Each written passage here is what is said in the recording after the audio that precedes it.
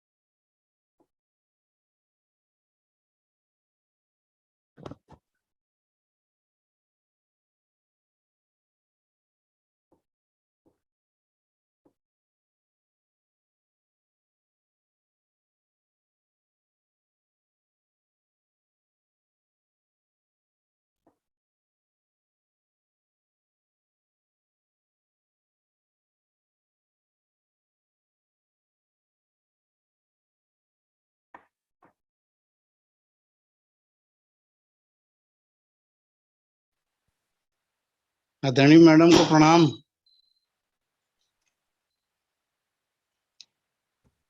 मेघेश भाई नमस्कार। नमस्कार भैया जी, नमस्कार। नमस्कार और? मैडम, दुबे मैडम नमस्कार। देख के अच्छा लग रहा है आपको। हम लोग, मुझे भी बहुत खुशी हो रही है। वो ये करने भेजा ना, अच्छा, ज्वाइन कर देखा है सी। चलिए, नमस्कार सर आराधना आपको। मैडम शुरू कीजिए। आराधना मैडम शुरू कीजिए।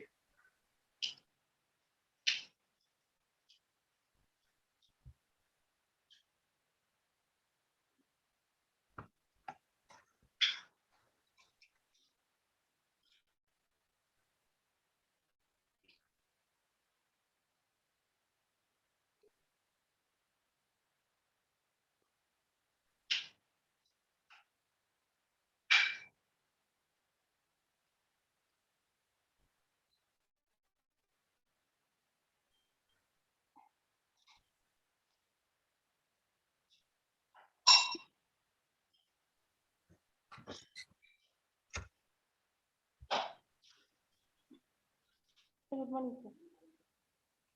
सर आशीर्वाद दीजिए। हाँ, बधाई के साथ स्वीकार करो। बढ़िया, बधाई स्वीकार करो और बढ़िया खुश होकर कार्यक्रम प्रारंभ करो। जी सर, जी sir, thank you very much sir. जी चालू करें Aradhana madam.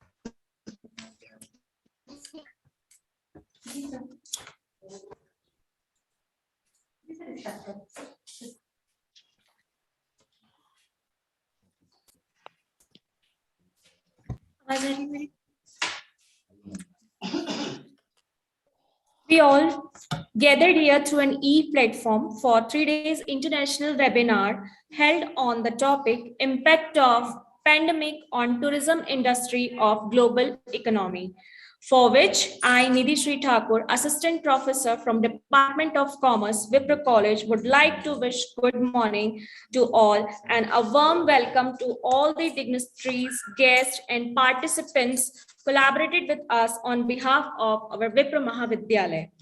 Our whole session is going to be conducted in two parts today. First is our inaugural ceremony of international webinar, and the second part is the technical session of our international webinar. So before starting the session, it's important to follow the ritual of obtaining the blessing of Goddess Saraswati, for which I would like to request our technical team to play Saraswati Vandana.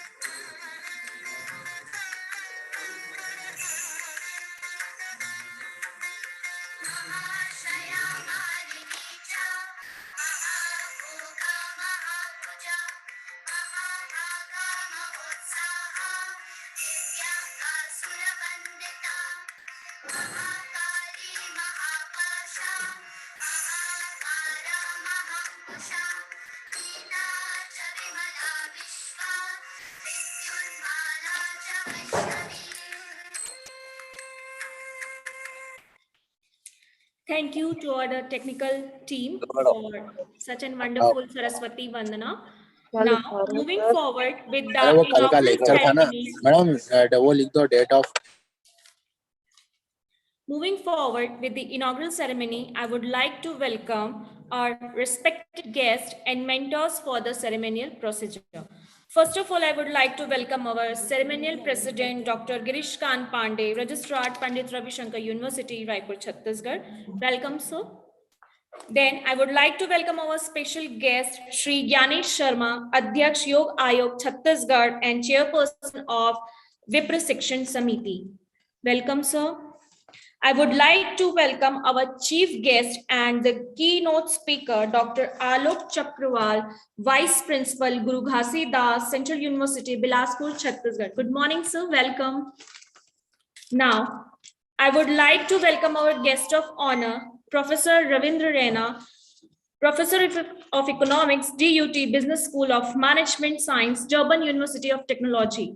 Good morning, sir. Welcome.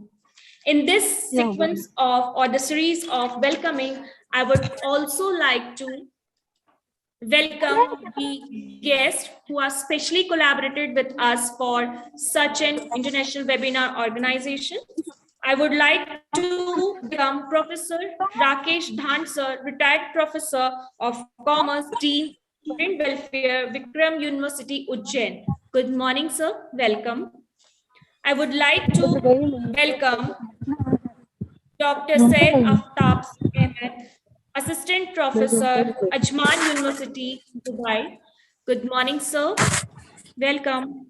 And in this series, I would also like to welcome Dr. Madhulika Agrawal, Dean, Faculty of Commerce, Government College, Birgaon, Raipur, Chhattisgarh.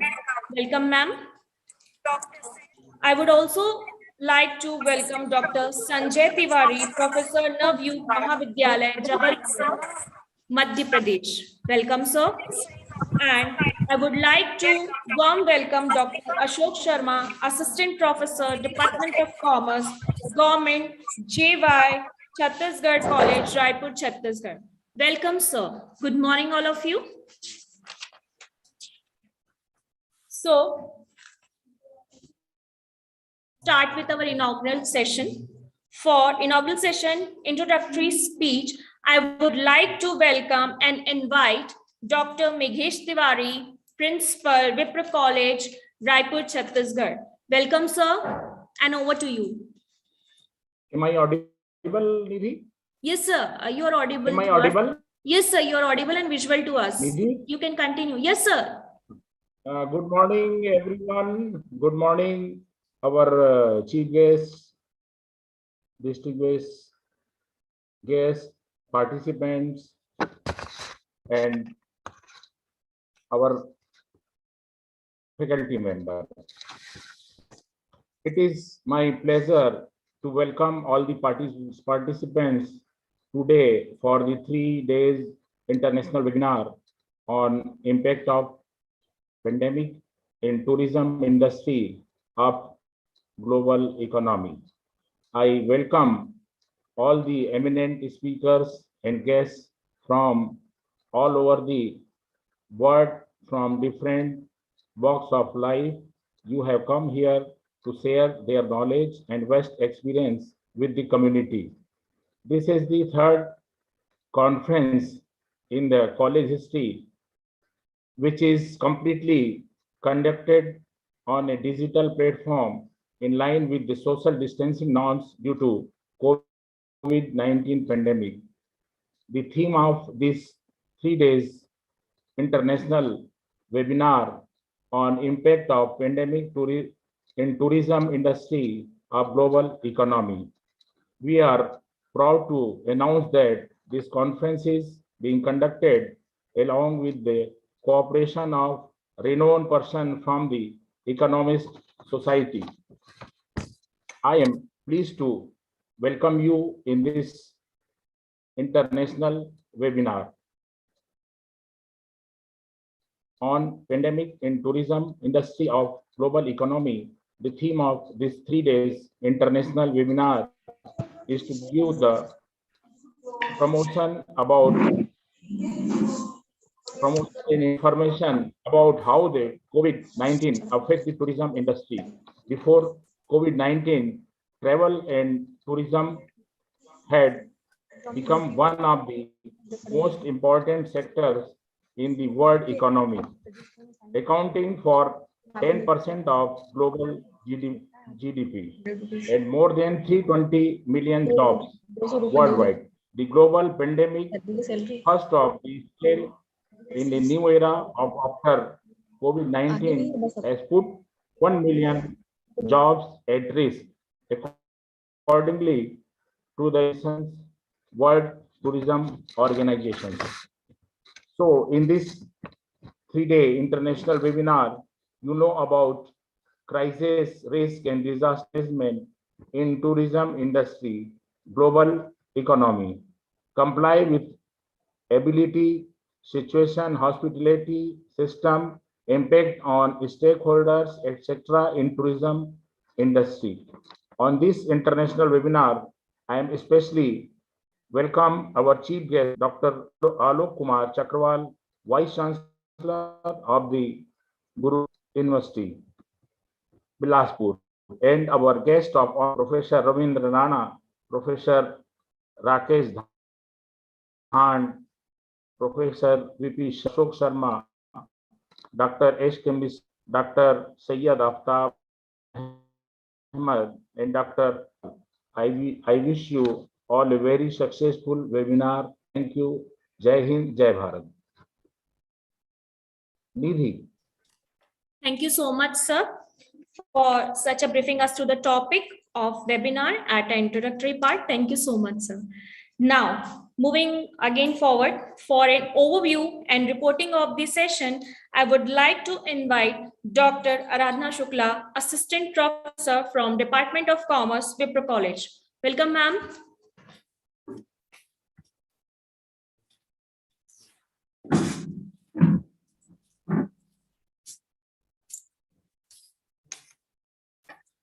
Thank you so much, Nidhi. Good morning, all dignitaries and respected all resource persons. I, Dr. Aradhana Shukla, Assistant Professor, Department of Commerce. I warmly welcome and greet all the respected all dignitaries and participants in the 3 days international webinar, which is organized by Department of Commerce of the Wipro Arts, Commerce and Physical Education College, Raipur, Chhattisgarh. Topic of our international webinar is impact of pandemic on tourism industry of global economy. Sessions are our international webinar. Under the first part is inaugural session, which is presided by respected Professor Girishkant Pandey, Registrar Pandit Ravi Shankar University, who always cooperates in the creative work organized by our college. Thank you, sir. Present among us is special guest in respected Mr. Gyanesh Sharma ji, Chairman of Yoga Commission and Director of Wipro Education Society. Welcome, sir. Then, our main facilitator of this webinar and mentor, respected Professor Usha Dubey ma'am, retired Professor and Head, SOS Economics Department, Pandit Ravi Shankar Shukla, Raipur, Chhattisgarh. I warmly welcome you, ma'am. And respected Professor Alok Chakrawal, sir, Vice Chancellor of Central University, Guru Ghasidas University, Bilaspur, Chhattisgarh. He has given his valuable time as the chief guest and keynote speaker of our webinar. He is alumni from Oxford University and he was leader program of MHRD. He is global exposure in many of the countries. Thank you, sir, for giving us your valuable time.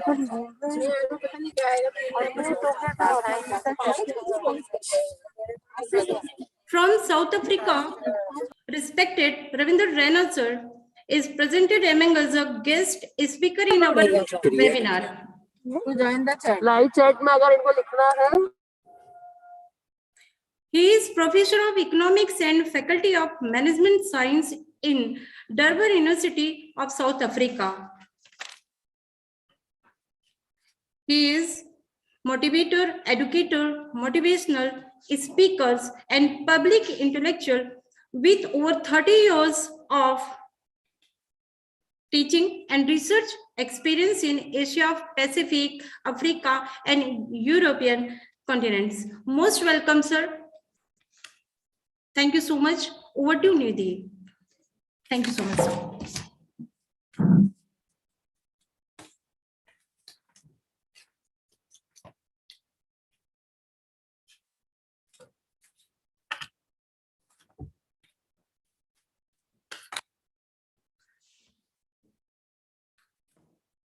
Thank you so much, ma'am.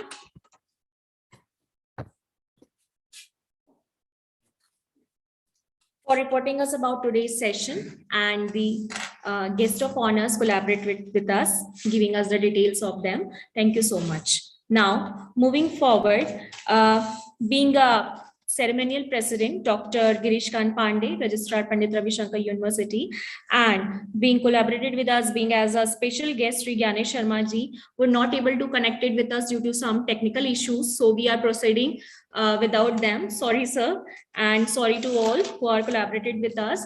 Now, moving forward, for guidance and blessing speech, I would like to invite our mentor, Dr. Professor Usha Dubey, retired professor and head Department of Economics, Pandit Ravi Shankar University, Raipur, Chhattisgarh. Good morning, ma'am. Welcome. Ma'am, over to you. Dubey, ma'am. Ma'am, kindly unmute yourself. You're muted yourself. Okay, ma'am. You are listening to me? Yes, ma'am. We are able to listen you. Okay, ma'am. Am I visible to you? Yes, ma'am. You are visible to us. Thank you. Welcome. एक तो सबसे पहले मैं आप सब लोग बहुत बहुत बधाई दे दूं इस 3 दिवसीय अंतरराष्ट्रीय संगोष्ठी के लिए, और बहुत खुशी है मुझे कि हमारा जो विप्र महाविद्यालय शारीरिक शिक्षा विभाग विप्र महाविद्यालय जो हमारा कि बहुत अपने उत्तरोत्तर सोपान की ओर बढ़ता चला जा रहा है, और आज आप लोगों ने इतना महत्वपूर्ण जो विषय चुना है, impact of pandemic on tourism industry of global economy, बहुत ज्वलंत विषय है। और इसके मुख्य आतिथ्य की आसंदी से हमारे विद्वान professor Alok Kumar Chakrawal, vice chancellor गुरु घासीदास विश्वविद्यालय, केंद्रीय विश्वविद्यालय के विद्वान हैं, और उनको आप सब लोग अभी सुनेंगे। उनकी बहुत ही पांडित्यपूर्ण उद्बोधन से हम लोग लाभान्वित होंगे। आपका स्वागत है, और मैं विप्र महाविद्यालय की ओर से बहुत बहुत गौरवान्वित भी महसूस कर रही हूँ। और आज के जो हमारे सबसे बहुत विद्वान वक्ता हैं, रविंद्र रैना जी, आपका भी स्वागत है। श्री विपिन शर्मा जी जो सऊदी अरेबिया से हैं, आपका भी स्वागत है। सईद आफ्ताब जी, आपका भी स्वागत है। विक्रम विश्वविद्यालय से डॉक्टर राकेश धान जी, प्रोफेसर SK मिश्रा जी, और हमारे बहुत प्रिय और विद्वान साथी डॉक्टर अशोक शर्मा जी, आप सब लोग का आज इस मंच पर बहुत स्वागत है। और सबसे बड़ी चीज, इस संकल्पना को बहुत ही इसके साथ शिद्दत के साथ जिन्होंने बहुत हम लोगों को प्रोत्साहित किया, हमारे प्राचार्य डॉक्टर मेघेश तिवारी, जिनकी अनुशासन के संबंध में तो मैं क्या कहूँ, परंतु जो सबसे अच्छी बात है कि वो तन मन धन से हमको उत्तरोत्तर शैक्षणिक गतिविधियों के लिए प्रोत्साहित करते रहते हैं। और इन सब के पीछे जो इस सब के प्रणेता है, मार्गदर्शन है, बहुत समर्पित और विद्वान साथी है हमारे अध्यक्ष ज्ञानेश जी, जो कि छत्तीसगढ़ योग आयोग के अध्यक्ष भी हैं, और बहुत अपने शिद्दत के लिए वो जाने जाते हैं। आप सबके इसके साथ ही आज का ये जो विषय है, उसके संबंध में 2 बातें मैं निवेदन करना चाहूंगी। और एक ये है कि यदि आप लोग देखें तो पिछले 3 वर्षों से इस कोविड महामारी ने, इस कहना चाहिए वैश्विक महामारी ने पूरे विश्व को झंझोड़ के रख दिया है। इसमें न केवल इसको झंझोड़ा है, बल्कि आप देखेंगे कि पूरी आर्थिक गतिविधियां, मानसिक गतिविधियां, ये सब कुछ धीरे धीरे हमारे सब कहना चाहिए कि नियंत्रण से बाहर होता जा रहा है। यदि कुछ थोड़ा सा हम नजर दें कि 3 साल पूर्व की ये घटना नहीं है, वस्तुतः जो कुछ भी अध्ययन सामने में आए हैं वो ये है कि 2003-2004 में चीन में SARS सीवियर एक्यूट रेस्पिरेटिव सिंड्रोम के नाम से एक वायरस फैला, और ये वायरस 2003 से जो शुरू हुआ तो धीरे धीरे धीरे धीरे चीन से वो हांगकांग आया, ताइवान आया और इधर से इटली की तरफ आगे बढ़ा। और ये धीरे धीरे इसने क्या किया कि विश्व के दूसरे देशों को अपने इसमें कहना चाहिए चंगुल में लेना, अपने उसमें जंजाल में लेना शुरू कर दिया। उसका कारण ये है कि आप सब लोग जानते हैं कि चीन सबसे बड़ा टूरिज्म का एक दावेदार है। अंतरराष्ट्रीय स्तर पर जितनी गतिशीलता चीन की होती है उतनी किसी की नहीं।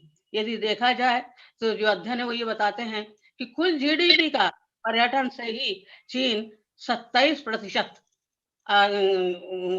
मतलब उसकी GDP का भाग है। और इसी को देखे उन्होंने, इससे जो और भी प्रभावित देश हैं वो ताइवान है, और ताइवान के साथ साथ आप देखिए कि मलेशिया है, ये भी उससे उतना ही प्रभावित हुआ है। इसके साथ साथ आप देखिए कि चीन के साथ एक आप सभी लोग इस बात को जानते हैं कि चीन को बहुत ही रियायत दर पर, बहुत कम दाम पर जापान अपनी उत्पादन तकनीक, अपना नॉलेज देता है, और उसके लिए बड़ा सहानुभूतिपूर्ण भी है। और उसका परिणाम ये रहा कि ये जब 11 मार्च 2020 को WHO ने कोविड महामारी के नाम से उसको घोषित किया, उस समय ये 4 बड़े देश इसके गिरफ्त में थे। एक तो सबसे पहला तो चीन था, दूसरा जापान था, और इसके बाद जर्मनी था। ये सारे देश उसके चपेट में आए, और धीरे धीरे ये जितने विकसित राष्ट्र थे वो इसके चपेट में आते गए। उसका एक बहुत बड़ा कारण पर्यटन था। जो चीन था उसके यहाँ वो सब प्रकार से विकसित राष्ट्र उसके यहाँ असेंबल करने के लिए अपने सामान को भेजते थे, और फिर वो उसको तैयार करके वहां पर भेजता था। तो एक तरीके से चीन का पूरा आर्थिक साम्राज्य विश्व में धीरे धीरे पैर पसार रहा था, और ये टूरिज्म के माध्यम से कर रहा था। और यही टूरिज्म ही इस वायरस को इस तरीके से उसने फैलाया कि पूरा का पूरा विश्व उस महामारी के चपेट में आ गया। और ये महामारी ऐसी फैली कि जिसको कि आप देख रहे हैं कि धीरे धीरे लोग अपने घर में सिमट के चले आए। जापान में स्थिति बहुत गंभीर थी, परंतु फिर भी जापान की संस्कृति, जापान की आर्थिक व्यवस्था, जापान की जीवन शैली ऐसी थी कि उसने इनको बाहर लिया। आप सब को जानते हैं कि जापान में लॉकडाउन नहीं हो सकता, वहां संविधान के खिलाफ है, इसलिए। और दूसरा उनके कल्चर में सोशल डिस्टेंसिंग है, वो बहुत फॉर्मल है। वो सब के यहाँ ऐसे लोगों के यहाँ बैठने उठने नहीं जाते। उनके यहाँ बचपन से ही निमोनिया का टीका लगा दिया जाता है। उनके यहाँ जुकाम या खांसी होती तो तुरंत उनको मास्क कल्चर उनके यहाँ शुरू है, वो अपने अपने घरों में मास्क लेके बैठ जाते हैं, गर्म पानी पीते हैं, काढ़ा पीते हैं। और इस तरीके से उस जीवन शैली के कारण ये जापान अपने आप को बहुत शीघ्रता से इसने अपने आप को नियंत्रण में कर लिया। और सबसे पहले उसने चीन को अपने यहाँ आने से रोका, और न केवल चीन को बल्कि जितने सैलानी आ रहे थे उसके सब के लिए प्रतिबंधित कर दिया। और अंतर्राष्ट्रीय स्तर पर ये बात हो गई कि अब हमारे यहाँ कोई नहीं आएगा। और खासकर USA जहां पर की स्थिति बड़ी गंभीर थी, उसने भी अपने यहाँ सब विदेशियों पर्यटक को आने के लिए मना किया। अर्थात सबसे पहले यदि महामारी का दुष्प्रभाव किसी पर पड़ा तो वो था टूरिज्म का। आप देखिए कि ये जो अर्जेंटीना है और इधर से ताइवान है, ये जितने देश हैं इनके यहाँ लगभग 11% ये लोग उस GDP का अपना टूरिज्म से कमाते थे, वो घटकर 3% हो गया। और इसमें जो सबसे प्रत्यक्ष रूप से टूरिज्म के साथ आप देखिए कि 3 चीजें बहुत प्रभावित होती है। एक तो होटल मैनेजमेंट, दूसरा यातायात, चाहे वो हवाई यातायात हो, चाहे पानी जहाज हो, चाहे सड़क हो, चाहे रेलवे हो, चाहे बस हो, दूसरे का दैनंदिन की सभ्यता, ये सारी एक दूसरे से जुड़ी हुई हैं। और यही एक कारण है कि इस टूरिज्म ने पूरी अर्थव्यवस्था को, एक पूरे ग्लोबल इकोनॉमी को अपने चंगुल में खींच लिया है। और आज हर एक देश की इस टूरिज्म का जो भाग, हिंदुस्तान में लगभग 5% हम अपने जीडीपी का टूरिज्म से कमाते हैं, वो भी आज हमारा घट के 2% हो गया। और हमारी स्थिति दिन के दिन बहुत अब ऐसी हो गई कि शायद थोड़ा सा संभलना कठिन जरूर जा रहा है। और आप भी जानते हैं कि हर 100 साल में एक महामारी होती है, वैसा ही अर्थशास्त्र के विद्यार्थी भी इस बात को जानते हैं, मैं अर्थशास्त्र की विद्यार्थी हूँ, कि हर 60 साल में एक बहुत बड़ा तीसा की महामंदी आती है।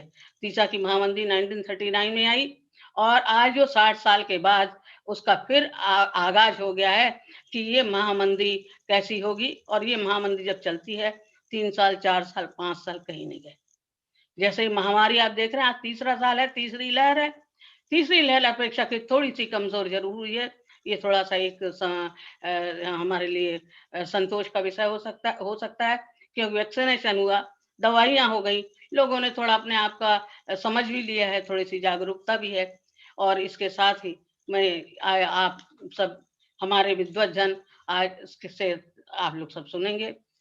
हमारे 600-700 के लगभग जो प्रतिभागी इस समय जुड़े हुए हैं वो सब, और सबसे ज्यादा बधाई के पात्र हैं कॉमर्स विभाग की डॉक्टर आराधना शुक्ला, जो इसकी संयोजिका हैं, निधि जो इनको पूरा मंचस्थ कर रही हैं, और सभी कॉमर्स विभाग के सभी फैकल्टी मेंबर्स, सारे सदस्य, विप्र महाविद्यालय के सभी शिक्षकगण, जिन लोगों का प्रत्यक्ष और अप्रत्यक्ष इस अंतर्राष्ट्रीय संगोष्ठी के साथ सहयोग है, योगदान है, उन सबको बहुत सी बधाई और बहुत सी शुभकामनाओं के साथ मैं अपना आभार मानती हूँ।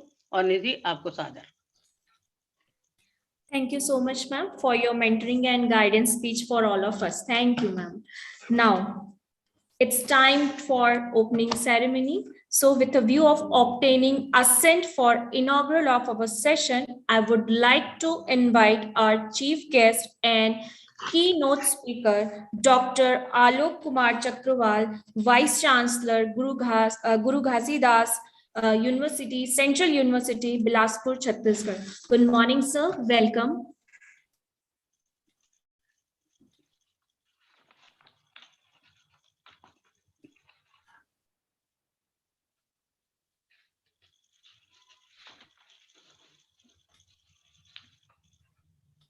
Sir, you are muted. We are not able to listen you.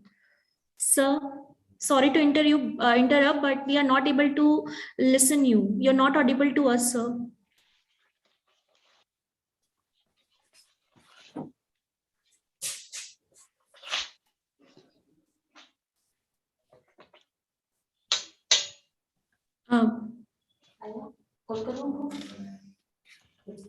Excuse me, sir. We are not able to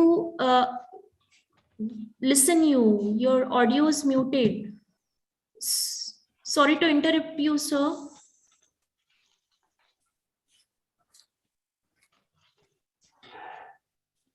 Chakrawal, sir, we are not able to listen you. You're not audible to us. Kindly unmute yourself, sir.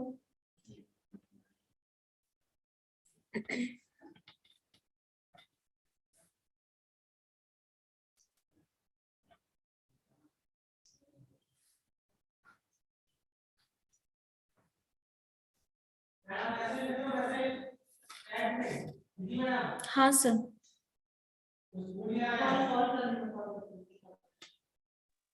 Call कीजिए madam उनको। जी sir, जी sir, जी sir.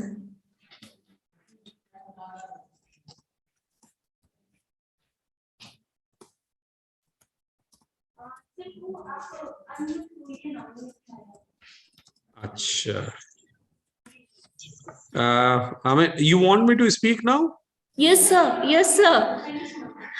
No, you want me to address the audience now? Yes, sir. Yes, I mean, your anger is shaking her head, Nidhi Shri, I can see. Sorry, sir. Actually, I was replying to ma'am. Welcome, sir. Good morning, sir. जी बताइए निधि जी, आप कुछ कह रही थी। Sir, with the view to obtaining assent for the inaugural ceremony of our session, I would like to invite our chief guest and the keynote speaker, Dr. Alok Kumar Chakrawal, Vice Chancellor, Guru Ghasidas Central University, Bilaspur, Chhattisgarh. Welcome, sir. Over to you. Thank you Nidhi ji. पहली बात तो मैं Vipra arts commerce and physical education college Raipur Chhattisgarh को बहुत सारी शुभकामनाएं और बधाइयां देना चाहता हूं कि आप लोगों ने इतना बढ़िया कार्यक्रम का आयोजन किया है। Impact of pandemic on tourism industry of global economy, that's really a wonderful and very apt and relevant topic, and on which everybody wants to speak and discuss. I think this is a wonderful topic. I can see आपने बड़े renowned और काफी global level के लोगों को इसमें involve किया है। Professor Girish Kant Pandey ji, who is the registrar of Pandit Ravishankar Shukla University, Raipur, Chhattisgarh, who is presiding over the session. Professor Ravindra Raina ji, who is a professor of economics at Durban University of Technology, South Africa. Professor Rakesh Dhan ji, who is a very old friend of mine, और मुझे बड़ा अच्छा लगेगा अगर वो कहीं online दिख जाए तो।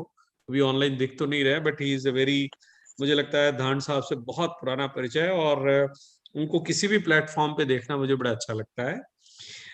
Professor Vipin Sharma ji, Faculty and Director, Planning and Development Unit, English Language Institute, Jazan University, Saudi Arabia. Wonderful.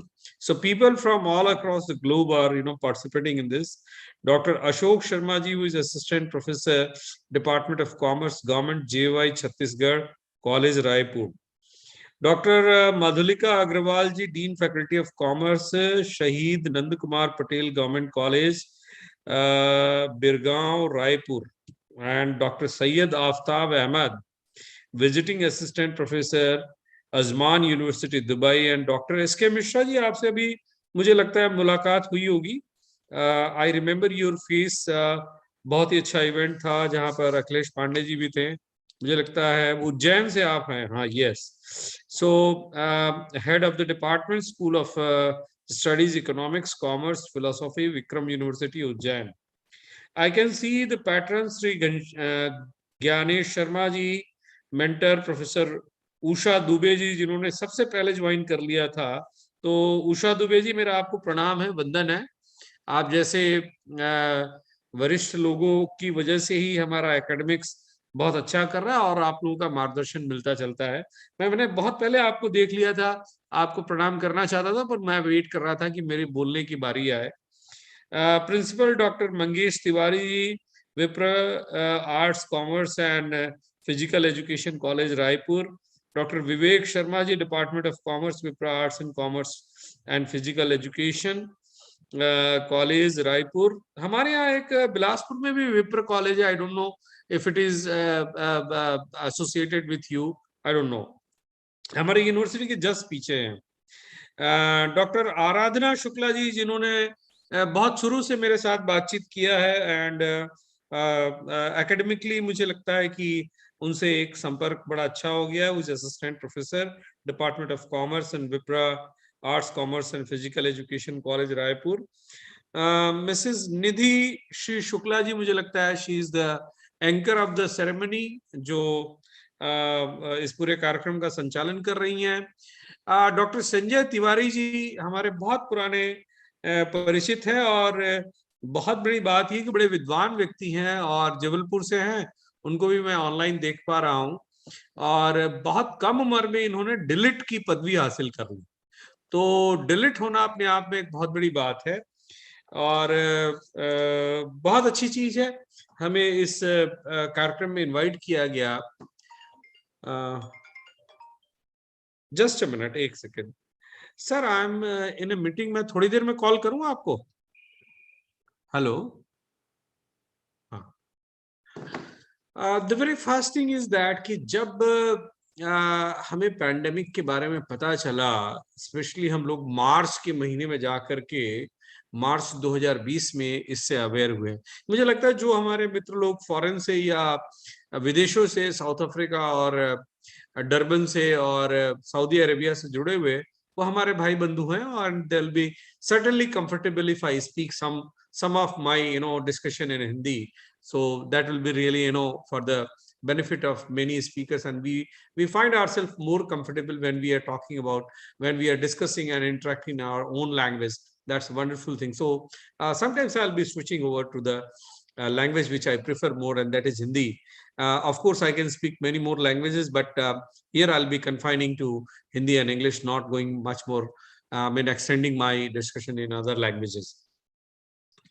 So, जब हमको मार्च में जब पता चला तो एक बड़ा सेटबैक था। वैसे आपको जानकर के आश्चर्य होगा कि अक्टूबर 2019 में जो पहला इसका इन्फेक्टेड पर्सन था जिसके बारे में पता चला था, और आपको जानकर आश्चर्य होगा, ही वाज एन ऑप्थेल्मोलॉजिस्ट, वो डॉक्टर था चाइना का। और वहां चाइना में, चूंकि मैंने परचांस मुझे चाइना विजिट करने का मौका मिला है, तो वहां व्हाट्सएप नहीं चलता है, आपको मैं बता दूं। वहां पर बहुत सारे हमारे जो सॉफ्टवेयर्स और एप्लीकेशंस हम यहाँ यूज करते हैं, वो वहां बैन है या नहीं चलते, उनको परमिशन नहीं है। वैसे वहां पर वीचैट एक करके एक एप्लीकेशन है, कभी मैं उसको यूज किया करता था, आप लोगों को भी मिल जाएगा। एक चाइनीज, जस्ट मोमेंट, हेलो, हाँ सर नमस्ते, मैं आपको थोड़ी देर में कॉल करता हूँ, एक मीटिंग में हूँ। जी जी जी। तो वीचैट एक सॉफ्टवेयर है, एक एप्लीकेशन है जो व्हाट्सएप की तरह ही होता है। तो उस चाइनीज डॉक्टर ने अपने ग्रुप में सबसे पहली बार ये बात शेयर की थी कि उसने सार्स जो 2002 में चाइना से ही स्प्रेड हुआ था, सार्स, अगर आपको जानकारी हो, और बाद में H1N1 का भी एक बड़ा स्प्रेड हुआ था, ताइवान से आगे बढ़ा था। तो मगर उस समय 2002 में अगर आप याद करें तो उस समय एक स्वीडिश महिला वर्ल्ड हेल्थ ऑर्गेनाइजेशन की चीफ हुआ करती थी, और उन्होंने चाइना को बड़ा स्ट्रिक्टली वार्न कर दिया था कि भैया आप अपने सारे इंटरनेशनल फ्लाइट्स रोकिए, और आपको दुनिया में ये स्प्रेड करने से H1N1 को रोकना है। तो H1N1 और सार्स को, जो सार्स उस समय फैला हुआ था, उसको रोक दिया, और क्रेडिट गोज टू, मगर चाइना बहुत चालाक देश है, मैं आपको बता दूं। इन्होंने उस समय से वर्ल्ड हेल्थ ऑर्गेनाइजेशन पर एक कंट्रोल लेने का प्रयास चालू कर दिया। और हुआ ये कि 2005 में इन्होंने एक हांगकांग की लेडी को वर्ल्ड हेल्थ ऑर्गेनाइजेशन का मुखिया बनाया। अब आपको जानकर ये आश्चर्य होगा कि वो हांगकांग कहने के लिए था, but the lady was from mainland China. तो मेनलैंड चाइना की होने की वजह से उसकी लॉयल्टी चाइना की तरफ थी। और आपको मैं बता दूं, 2016 में जब doctor Tedros World Health Organization के मुखिया बने, मुख्य व्यक्ति, शायद वो सेक्रेटरी जनरल या डेजिग्नेशन मुझे याद नहीं है, जो भी होता होगा, तो टेड्रोस को, जो कि इरिट्रिया से शायद आते हैं, इथियोपिया के नहीं है, इथियोपिया और इरिट्रिया दोनों अगल बगल के ही देश हैं, और इन्होंने लंदन से अपनी मास्टर्स डिग्री ली थी, और वहीं से इन्होंने डॉक्टरेट भी किया, मगर ये एक्चुअल डॉक्टर नहीं है। इन्होंने एमएससी किया और वो फिर पीएचडी वाला डॉक्टरेट की उपाधि ली हुई है। इन्होंने मेडिकल साइंस की कोई पढ़ाई नहीं की है, और इनका जो पीएचडी है वो मलेरिया के ऊपर किया हुआ पीएचडी है। ये पूरी तरह से चाइना ड्रिवन व्यक्ति थे, और इनको चाइना ने एक्चुअली एक तरीके से स्पॉन्सर किया, और बहुत सारी लॉबिंग चाइना ने की इनको वर्ल्ड हेल्थ ऑर्गेनाइजेशन का, टेड्रोस को मुखिया बनाने में। अब हुआ ये कि जब 2019 में ये जो वुहान इंस्टीट्यूट ऑफ वायरोलॉजी है, वुहान लैब से ये निकला, सारी दुनिया जानती है। अब चाइना इसके ऊपर जो भी कहना चाहे वो उनका अपना है।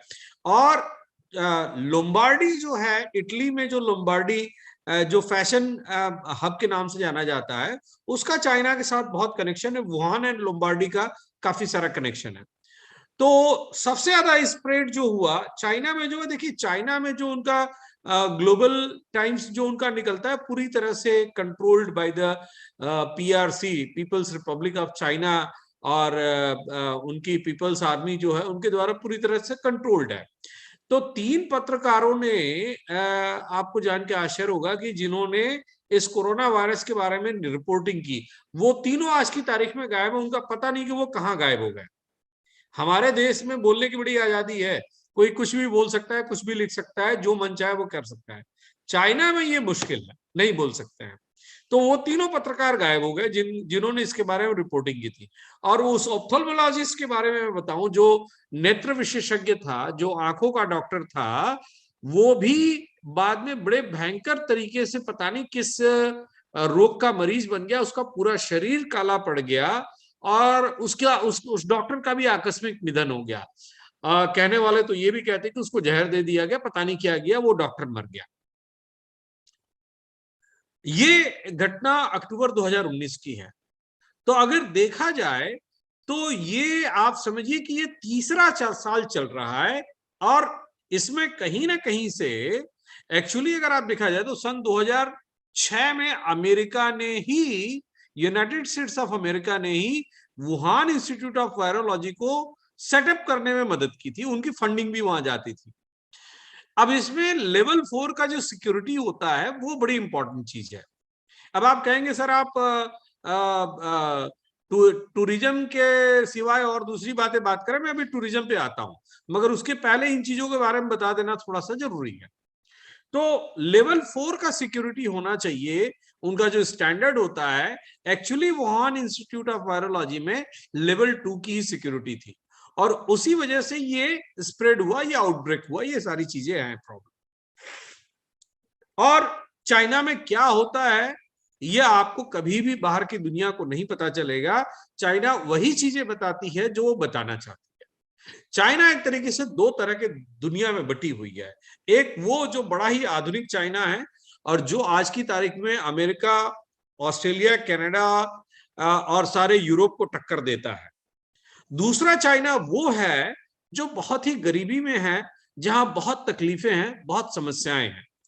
आज की तारीख में चाइना के 23 देशों के साथ बॉर्डर कॉन्फ्लिक्ट है। चाइना एक साम्राज्यवादी नीति के तहत आगे बढ़ रहा है, और वो ये चाहता है कि पूरे विश्व पर इनका कहीं ना कहीं से प्रत्यक्ष या परोक्ष नियंत्रण हो। और आपको मैं बताऊं, ये जो पैंडेमिक है एक तरह से विश्व युद्ध है, ये एक बायो वार है, आप समझ लीजिए। पूरी दुनिया की इकोनॉमी को कहीं ना कहीं से हिलाने डुलाने और परेशान करने की स्थिति है। तो टूरिज्म तो उसका एक बहुत छोटा सा भाग है। अभी मैं देख रहा था कि इस पैंडेमिक के कारण से टूरिज्म इंडस्ट्री को $2.4 ट्रिलियन तक का धक्का लगने का संभावना है आज की तारीख में। मैं 28 मार्च 2020 की घटना बताऊं, उस तारीख तक एविएशन इंडस्ट्री को $820 मिलियन का नुकसान हो चुका था। केवल 28 मार्च सन 2020 की घटना बता रहा हूं। हम 2 साल बाद आगे आ गए हैं। $2.4 ट्रिलियन मतलब समवेयर नियर टू, हम $3 ट्रिलियन की इकोनॉमी है, मतलब भारत की इकोनॉमी जितना नुकसान, आप समझ लीजिए कितना बड़ा नुकसान है। तो टूरिज्म इंडस्ट्री को सबसे बड़ा धक्का लगा है। और आप देखिए कि पूरी दुनिया ने ये कहा, आपने सेकेंड वेव देखा, बहुत ज्यादा घातक था और काफी सारे लोग अफेक्ट हो रहे थे। मगर मानव जाति, आप जानते हैं कि मनुष्य का जो एक स्वभाव है वो ये है कि वो बड़े से बड़े प्राकृतिक आपदाओं को, मानव सर्जित आपदाओं को, विज्ञान सर्जित आपदाओं को सहन कर लेने की क्षमता है। स्पेन में जब बहुत बड़ी एक महामारी फैली थी, पूरे के पूरे गांव के गांव खाली हो गए थे। और अगर सदियों पहले बात करें, 100 साल पहले की बात करें, ब्यूबोनिक प्लेग आया था, पूरे गांव का गांव पूरा खलास हो जाता था। मगर उसके बावजूद भी हमारे मानव जाति में इतनी क्षमता है कि हम आगे भी आकर के अपने आप को स्थापित कर लें। ये मानव जाति की कैपेसिटी है कि वो बड़े से बड़े रोगों को अपने आप में एडजस्ट कर लेता है। और मैं आपको बता दूं भारतीय ज्ञान परंपरा या जो हमारा आयुर्वेद है, जो या हमारी जो देशी चिकित्सा पद्धति है, उसमें आप देखिए कि लगभग हर चीज का इलाज है। एक समय में एड्स जब आया था तो लोग एड्स से बड़ा डरते थे। एक समय में कैंसर को सुन करके लोग बड़ा चकित हो जाते थे। लोग कहते थे कि कैंसर हो गया तो आदमी जिंदा नहीं बचेगा। आज लोग कैंसर को सरवाइव कर रहे हैं। इसी तरह लोग एड्स को सरवाइव कर रहे हैं। इसी तरह लोग दुनिया के बहुत सारे अलग अलग रोगों को विजय पा चुके हैं। तो अगर देखा जाए तो ये जो थर्ड वेव अगर आप देख लीजिए, अब चाहे ओमिक्रॉन कह लीजिए या कुछ भी कह लीजिए, अब हमारे में इतनी कैपेसिटी आ गई है कि अब हम इस पैंडेमिक, इस जो कोविड-19 है, उसको अब हमने डाइजेस्ट कर लिया है। अब आपको फ्लू होता है, 2 दिन के बाद अब ठीक हो जाते हैं। और आप देख लीजिए ब्रिटेन ने कह दिया कि अब पब्लिक में कोई मास्क लगा के नहीं चलेगा। अब कोई कोविड का कोई नियम वहां पे नहीं चलेगा। क्यों? क्योंकि इकोनॉमी नष्ट हो रही थी। इकोनॉमी को आदमी कमाएगा नहीं तो खाएगा कैसे? और मैं बताऊं, कोरोना से मरे या ना मरे, इंसान भूखे तो जरूर मर जाएंगे, ये परिस्थिति सृजित होने लगी थी। तो आप देख लीजिए, डिस्पाइट कि पूरे देश में आप एक समय में 3,47,000 तक केस चला गया था। कल का केस भारतवर्ष में 2,85,000 के आसपास का केस है, मगर फिर भी पूरे देश में कहीं पर भी पाबंदी लगाने की, लॉकडाउन लगाने की बात नहीं चल रही है। केवल ये कहा जा रहा है कि आप केयरफुल रहिए। तो मैं समझता हूं कि टूरिज्म इंडस्ट्री के ऊपर जो कुठाराघात होने वाला था, जो नुकसान होने वाला था पैंडेमिक से, वो हो चुका है। अब इससे ज्यादा नहीं हो सकता है। तो अब आप देख लीजिए, जो टूरिस्ट डेस्टिनेशंस थे वो अब पूरी प्रिकॉशन के साथ फिर से खुलने लगे हैं और पूरी दुनिया में लोग अपनी इकोनॉमी को ओपन कर रहे हैं विथ ऑल प्रिकॉशंस। तो मेरे हिसाब से कोविड पैंडेमिक अभी आने वाले समय में होगा ये कि धीमे धीमे इसका असर कम होता चला जाएगा। हमें जैसे आज तक फ्लू का, सर्दी का, कोल्ड का कोई दवा नहीं बना है, उसी तरह ये हमें अब यूनिवर्सल इम्यूनिटी आ रही है, बूस्टर आ रहे हैं, डोजेज आ रहे हैं, वैक्सीन आ रहे हैं, ये सारी चीजें होंगी, मगर हम कोविड के साथ रहना सीख लेंगे। तो मेरा ये मानना है कि आने वाले समय में कोविड हमारे टूरिज्म को अब उतना असर नहीं कर पाएगा जितना इसने पिछले 2-2.5 सालों में किया है। असर किया है इसने, बहुत बुरी तरह से किया है। मैं आपको डेटा, मेरे पास बहुत सारा है, उन सारे डेटा को अगर मैं आपके साथ शेयर करूंगा तो 2-4 घंटे लग जाएंगे आपको उन सारी चीजों को बताने में। जैसा कि मैंने बताया, 820 मिलियन डॉलर्स का या 2.4 ट्रिलियन डॉलर्स की जो नुकसान हो गया है ना। अभी भी बहुत सारे कंट्रीज के आप देखिए, इंटरनेशनल एविएशन प्रॉपर फ्लाइट उनका ऑपरेशंस नहीं शुरू हुआ है, मगर थोड़ी देर के लिए बंद होता है, फिर हम चालू कर देते हैं। तो ये एक ऐसा वातावरण चल रहा है जहां पर हम थोड़ा सा पीछे हटते हैं, फिर आगे आ जाते हैं, थोड़ा पीछे हटते हैं, फिर आगे आ जाते हैं। तो अब हम टूरिज्म को बहुत ज्यादा देर तक कोविड पैंडेमिक के नाम पर कर्टेल नहीं कर सकते हैं। एविएशन इंडस्ट्री का पूरा भट्ठा बैठ गया। पूरी एविएशन इंडस्ट्री को फिर से अगर खड़ा करना है तो हमें कोविड के साथ जीने की कला सीखनी होगी और हमें अपने इंडस्ट्रीज को प्रमोट करना होगा, क्योंकि ऐसा ना हो, मैं आपको बता दूं, कोविड से मरने वालों की संख्या जितनी है उससे ज्यादा लोग एक्सीडेंट में मरते हैं, उससे ज्यादा लोग और बाकी सारे रोगों से मरते हैं। तो ये एक अलग से हुआ बना हुआ है और ये हवा धीमे धीमे निकल जाएगा, मुझे लगता है। I guess doctor Aftab, you are able to understand my version of speech because I am not speaking in English. Hope you are Indian only. I don't know if you are joining from the other country. So anyways, these are my views on impact of COVID-19 and its influence on tourism industry. And you invited me for this interaction. Thank you very much. Not taking much of time because I can see there are many more speakers for this event. Thank you very much for adding me to this event. Thank you so much, sir, for this concrete pictorial presentation of chain system of pandemic and its impact on global economy, not only the tourism, but other critical sectors funding system. Thank you so much, sir. With due respect, with due permission of our chief guest and keynote speaker, Dr. Alok Chakrawal, sir, I would like to proceed for our technical session. Proceed, madam. Please proceed. Thank you, sir. Thank you so much. Now, our technical session is totally dedicated to a theme, which is for today's theme is crisis, risk, and disaster management in tourism industry, for which I would like to invite and welcome our guest of honor and guest speaker, Professor Ravinder Rena, Professor of Economics, DUT Business School, Faculty of Management Science, Durban University of Technology, South Africa. Welcome, sir.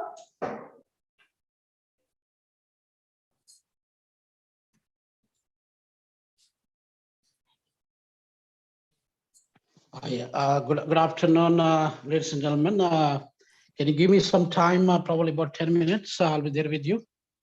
Okay, sir. Okay, sure, sir. Sure. All right, thank you very much. Thank you. You can proceed with somebody else. Probably I'll be joining you soon. Thank you.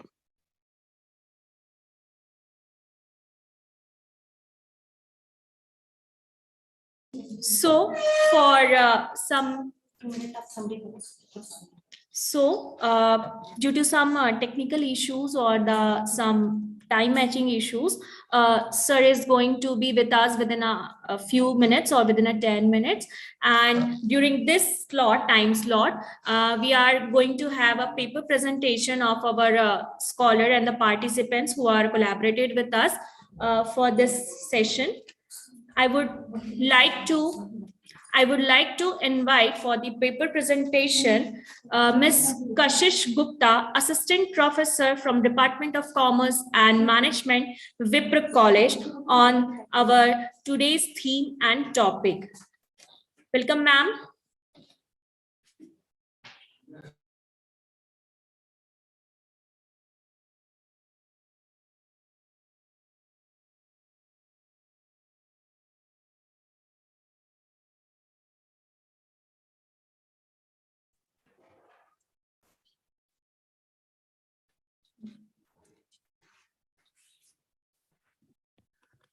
Thank you so much, ma'am, for giving me this opportunity to speak on this. Impact of the COVID-19 pandemic on tourism was really great, was really terrific. The COVID-19 pandemic has impacted the tourism industry. As all of the speaker has told already to us about the impact, जो कि impact हमें पड़ा है. COVID-19 pandemic में जो भी impact पड़ा tourism में due to the resulting travel restriction as well as slump in demand among travelers. The tourism industry has been massively affected by the spread of coronavirus. बहुत ज़्यादा spread हुआ था जिसकी वजह से massively effect पड़ा था. As many countries have introduced travel restriction in an attempt to contain its spread. The United Nations World Tourism Organization has estimated the global international tourism arrival by decreased by 58% to 78% in 2020, leading to the potential loss of 1.2 trillions, I think, in international tourism receipt. In many of the world cities, planned traveler went down by 80% से 90% तक का down हुआ था. 80 to 90% somewhat down हुआ था. Conflicting and unilateral travel restrictions occurred regionally. And many tourism attractions around the world, such as museum, amusement park, and sports venues, closed down. ये सबको बंद कर दिया गया था. UNWTO reports के हिसाब से 65% drop in international tourism में हुआ था, arrival in the first 6 months of 2020. Also, air passengers जो थे, जो travelers थे, उन्हें quarantine कर दिया गया था. Passenger travel showed a similar decline हुआ था वहाँ पे भी.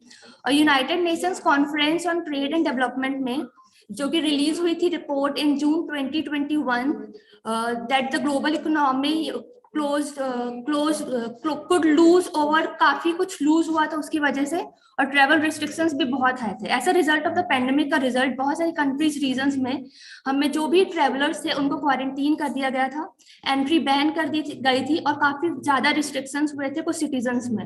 और for recent travelers of the most affected areas, ज्यादा से ज्यादा जो भी affected areas थे वहाँ पे ये restrictions दिए गए थे.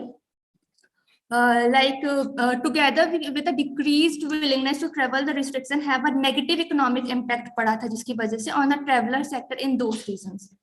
पॉसिबल लॉन्ग टर्म इम्पैक्ट हुआ था कि डिक्लाइन हुआ था business travel end of international conferencing and the rise of their virtual online equivalent. Concerns have been raised over the effectiveness of travel restriction contain the spread of COVID-19.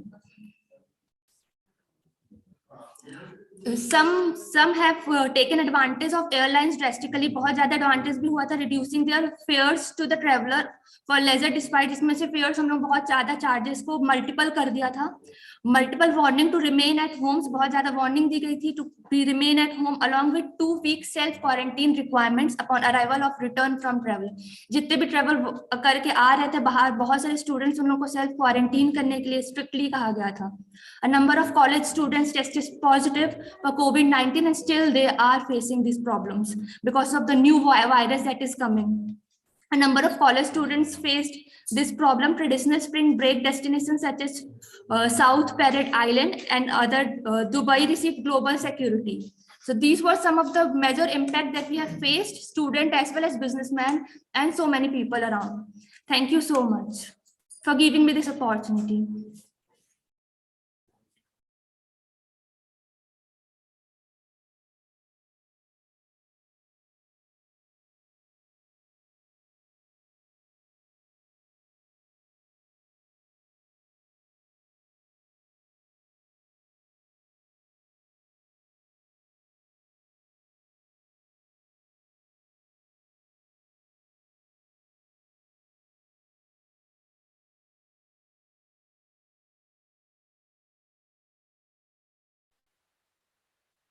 Nidhi ma'am.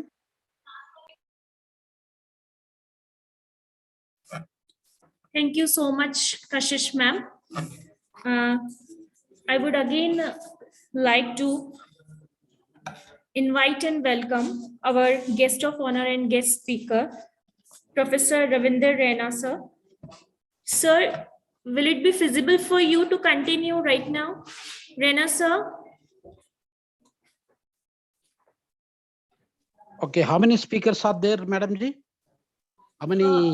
No, presenters? she was only there, sir. That's why we continue with her.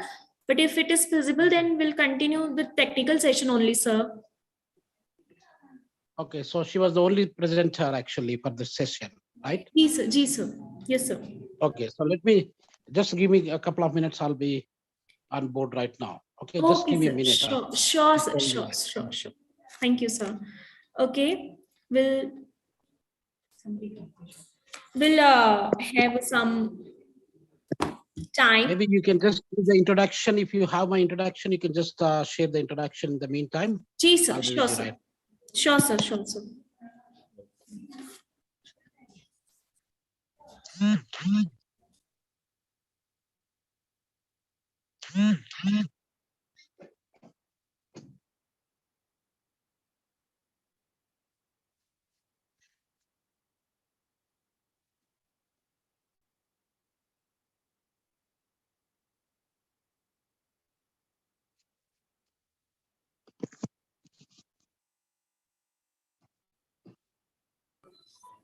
Okay, all of you, we are having our guest of honor and guest speaker, Professor Ravinder Raina is a profound academician and distinguished scholar in economics, a writer, editor, advisor, motivational speaker, and public intellectual with over 30 years of teaching and research experience in Asia, Pacific, Africa, and European continents.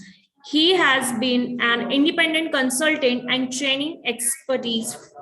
Professor Raina is currently working as a professor of economics and internationalizations project leader at an NWU Business School, Northwest Africa for International Internship University, IIU.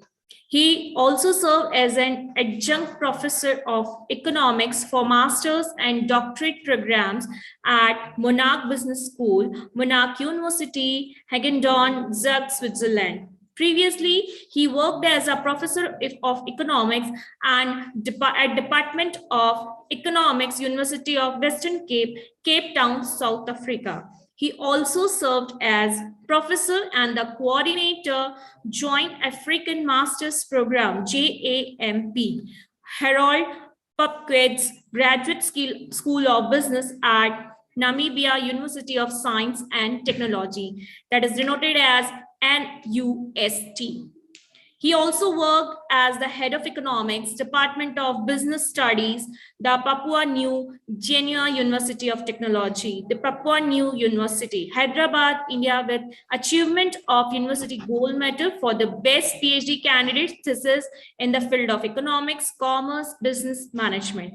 He obtained his MA, B.Ed, MPhil, PhD from Osmania University and BA and LLB from Kakatiya University, Warangal, India. He has bagged many awards and prizes.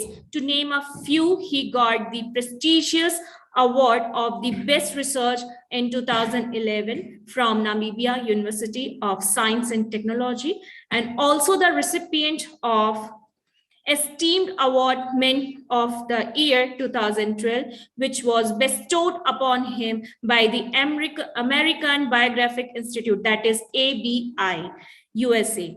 Based on his extraordinary research contributions, the American Historical Society, USA, has been enlisted his profile in the World Who's Who International. He serves as the chairman of the panel of judges for economics of Global Undergraduate UA Award based in Dublin, Ireland, United Kingdom. He wrote 10 books and published more than 130 articles in reputed national and international peer-reviewed journals and 35 book chapters to his credit. Besides, he has published more than 150 articles in newspaper and magazines and websites, and presented over 50 papers in national and international conferences and seminars.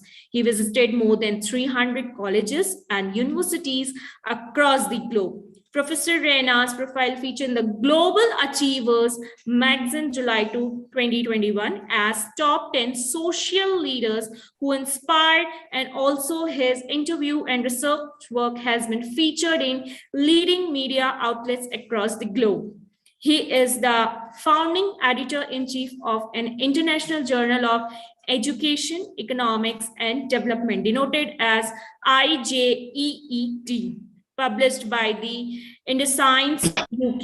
He was previously served as an associate editor of the American Journal of Science, Technology, Innovation and Development, published by Taylor and Francis UK, and currently serve as an advisory board of the journal. These two journals are IBSS and Scopus Index journals. He served as an editor and editorial board member for many reputed journals. He has been a keynote speaker or the resource person for more than 100 national and international conferences in Europe, America, Africa, and the Asian continents. As of December 2021, his author rank is 5819 out of 675,323 of Social Science Research Network, that is SSRN, the USA, in which he is among the top 1% researcher in the world.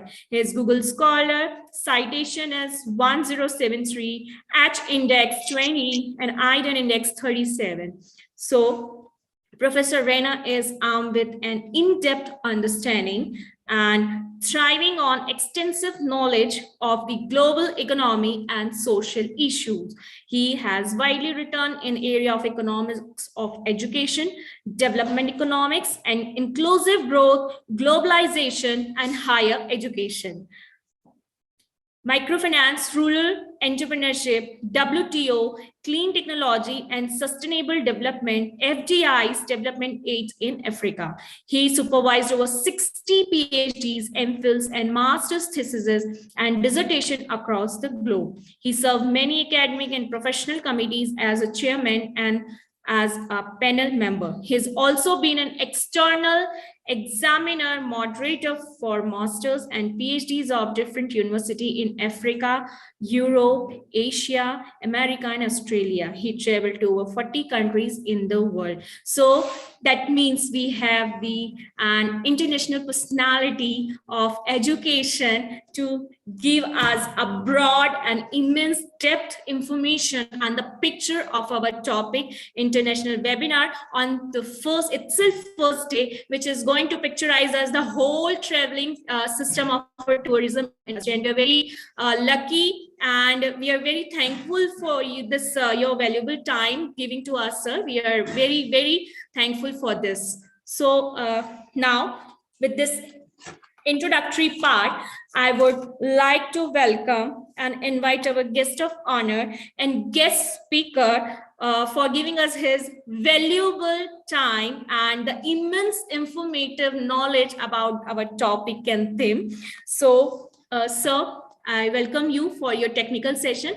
Are you ready for this now? Well, yes, thank you very much for the Thank you so much, sir. Thank you so much, sir, for joining us. Continue with your session. Thank you. Good morning and good afternoon, ladies and gentlemen. It is indeed a proud privilege for me to be part of this international seminar organized by Vipra College of Commerce and Education. I also thank the principal of the college and the head of the department, and especially Dr. Arana and the moderator for putting all the efforts together to bring 4 international speakers and vice chancellors and all the dignitaries from different parts of the globe. So it is also, I must congratulate, today is 27th of January 2022. And the theme of the conference is very pertinent, that shows the impact of COVID-19 on the tourism industry and the global economy. So we do have a lot of speakers that they were speaking about the issues, what had happened before the pandemic, what is happening right now, what is the impact that is created on the tourism one side and the economy on the other side. So ladies and gentlemen, in the interest of time, I would like to focus, my presentation would be probably in 3 folds. I just would like to give you the background of the pandemic. What is this pandemic is all about? Is it the pandemic that our world is experiencing, or do we have any other pandemics before? So that would be my first part of the speech. And then the second part, I will touch upon what are the impact that pandemics created on the tourism industry and what had happened on the global economy in general. Some of the salient features of Indian economy and Indian tourism industry, if time permits me. So let me take you to the background or the history of the pandemics of this world. Plus minus, ladies and gentlemen, if you see the population of this world, we have the mankind that began to live on this planet probably about 2.5 million years ago.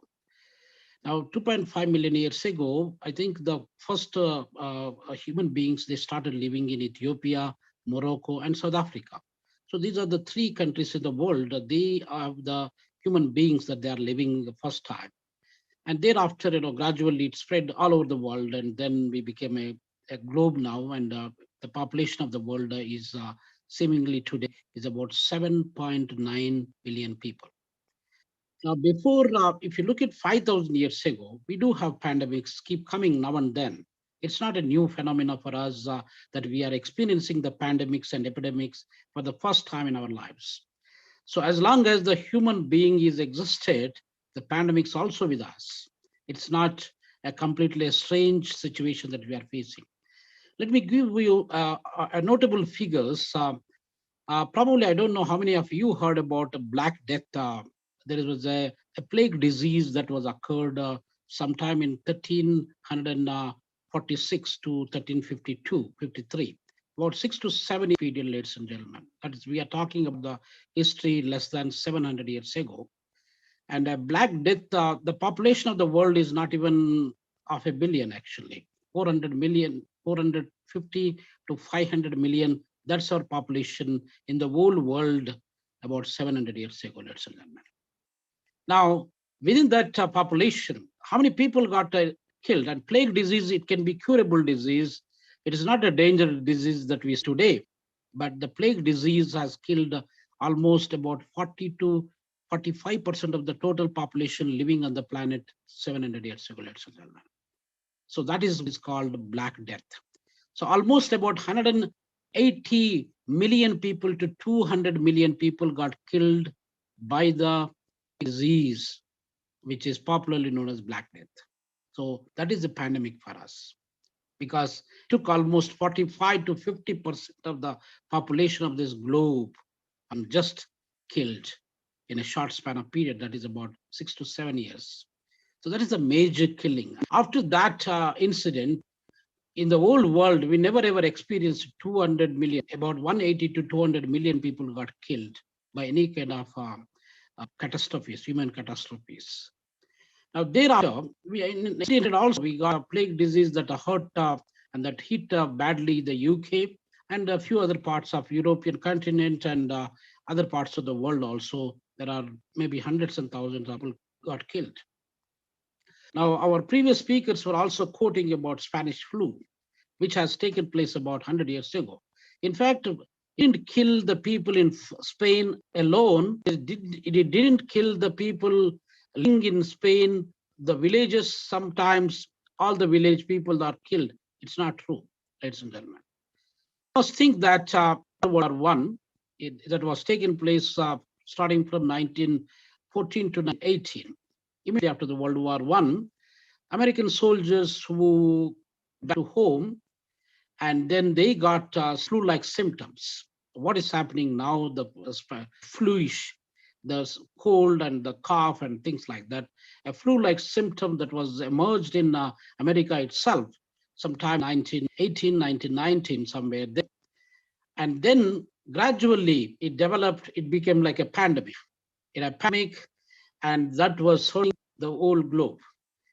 If you look at the statistics, starting from 1918 to 1920, about 3 years period, that global pandemic, popularly known as Spanish flu, it has nothing to do with Spain, actually. Spain is just like any other country that was badly hit. India was the worst hit countries by the Spanish flu about 100 years ago, ladies and gentlemen. In India alone, more than 17 million people got killed. So how many people infected by the Spanish flu? Let us understand first. About 500 million people got infected by the Spanish flu. And why it is known as Spanish flu? Spain is the only country was giving a widespread attention, media attention through the newspapers and whatever the media that they have those days. They were trying to focus on that particular disease. That is why it is known as the Spanish flu. But otherwise, it is a cold flu, and it is just a pandemic of what we are seeing today. Now, out of 500 million people, how many people got killed? It is 50 million people. What was the population of the world about 100 years ago, if we understand? It's not even 2 billion people, ladies and gentlemen. We were between 1.7, 1.2 billion people when the flu was occurring, because the first billion population that we experienced in this world is only in 1804. So, as I said to you just now, about 700 years ago, we were not even 500 million people. So for the 700 years, we didn't become 1 billion, and we only became 1 billion, only it was the year 1804. And the second billion that we experienced was 1927. So when the Spanish flu occurred 1908 to 1920, we were not even 1.5, 1.6 billion people, ladies and gentlemen. So this is the analogy. Out of 1.6, 1.7 billion people, 500 million people got infected with the virus. That is the pandemic. Even South Africa, 100 years back, Mahatma Gandhi was living, reading here, working here in South Africa, and you all know that, the history. Now, when Mahatma Gandhi was living here, and that was the time he was coming back to India, fight against the Britishers, because he also got a bad experience with the white man here in South Africa. He was slapped from the, while he was traveling in the first-class train. And then that is the incident that changed his mind, his attitude. And that's when he began to realize that he has got leadership skills. I visited his home in Phoenix ashram, and which is to Durban.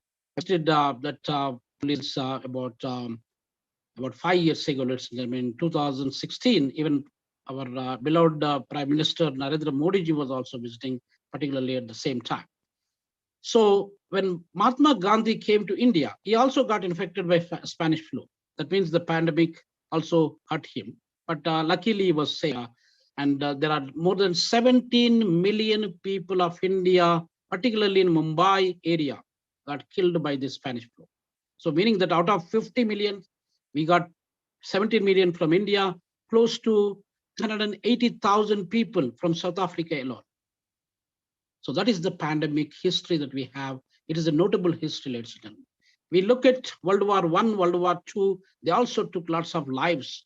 Maybe 30 million people got killed about in World War I, probably about 50 to 60 million people, all in all, people got killed during the World War II. So this is the history that we have with the deaths, with the human catastrophe that was being created by the men, by the nature. So two sides.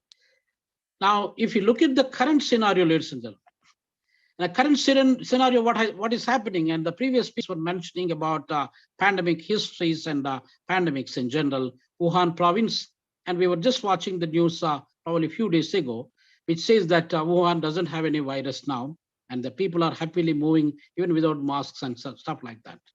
So the problem has started 2019 in Wuhan province of China, and gradually it became the global problem. Until March 12th, we didn't take that disease as a serious disease until the time the WHO, World Health Organization, announced it as a global pandemic. Now, since then, in South Africa, the first case that was reported about 4th of March, and we have a lockdown from 26th of March 2020 onwards. Also got locked down by and large the same time, 22nd of March 2020 onward. So the whole world, one day or the other day, they try to have the lockdown scenarios. We got more than 200 countries that are affected by this pandemic, ladies and gentlemen. There's no country, even the smallest countries like Nauru and Tuvalu, where the population is not even 20,000 people living in the whole country. So 20,000 people, even you can find it smaller or relatively a big village of India. So that is what had happened, pandemic, ladies and gentlemen. Now, if I go to the history, probably close to 320 million people got infected so far for the past 2 years.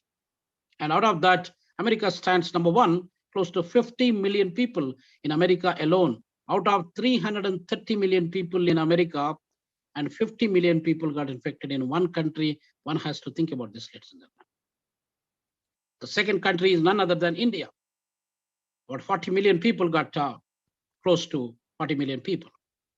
And then America alone, about close to 900,000 people, 9 lakhs people, or which is getting close to 1 million people got killed only in America, ladies and gentlemen. The whole world population, 5.6 million people got killed. So 5.6 million people, if you go to Europe like Belgium or Switzerland, maybe Luxembourg and few other countries in Europe, the population of the whole country is less than 5 million, ladies and gentlemen.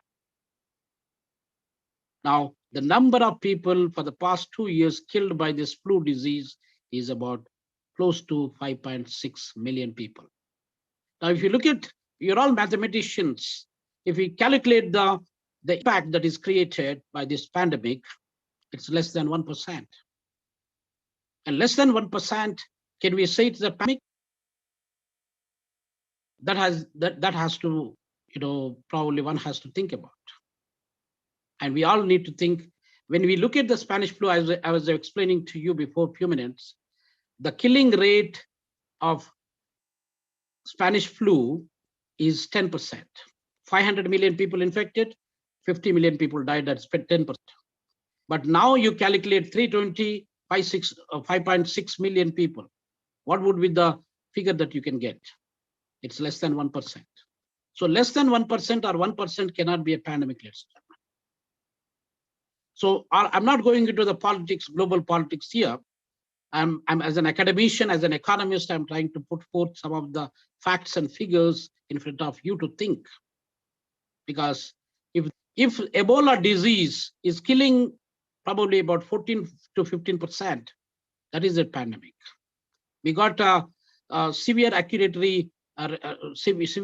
respiratory syndrome, SARS. It's also kind of a COVID scenarios, probably about 10, 15 years back. We have bird flu, swine flu, and there are so many other flus that came in. And then some of the pandemics like Ebola, they are the pandemics. This is not a pandemic, actually. I was there in India about 5-6 weeks ago, and I came back from India. And then when I come back to India, when I landed at International Airport, Johannesburg, OR Tambo, and the plane that brought me here, that is probably Qatar Airways. Qatar Airways dropping the passengers from different corners of the world, but it is not taking the passengers from South Africa to other part of the world. So that is the kind of restriction, because you all know that the Omicron virus started in South Africa. When I told the people when I was meeting in India that I come from South Africa, people are terrified by me. People are trying to maintain a distance from me because they are scared because I come from South Africa. There's nothing, no severe problem.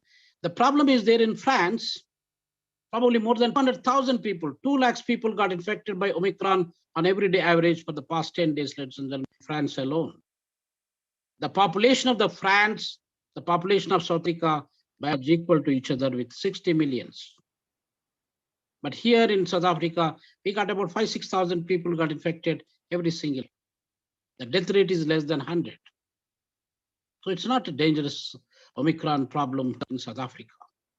So this is what I would like to mention to you.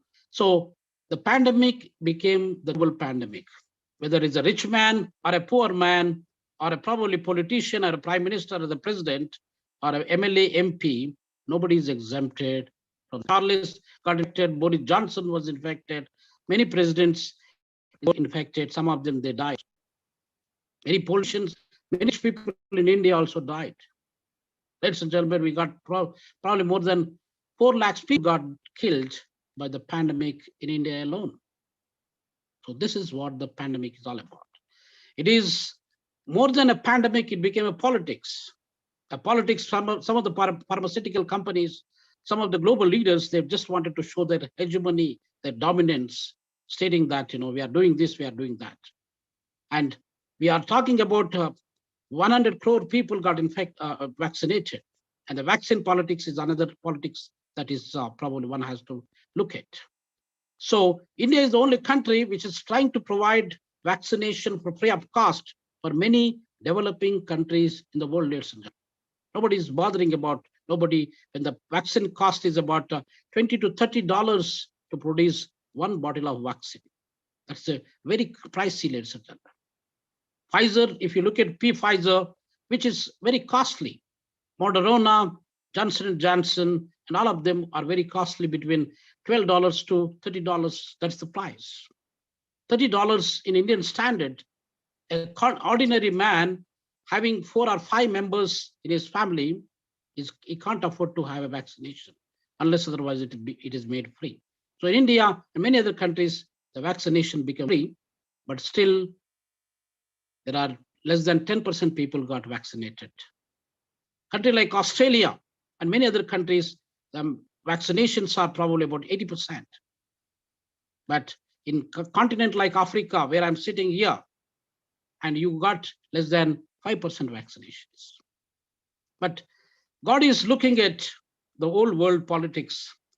The Africa continent, we got about 1.3 billion people, almost the same size of Indian population. In India, we got how many people killed? About 4 lakhs people. In Africa, as a continent, the killing rate was not even 400,000, let's say. It's less than that. The number of infections is less than 10 millions, which is probably lesser than what UK is experiencing, what France is experiencing, what Russia is experiencing. So this is what is the pandemic history for you. So one has to think it is more than the pandemic. We try to maintain the social distancing. We try to wash the hands, we use the sanitizer. How many people can afford to use the sanitizers and masks?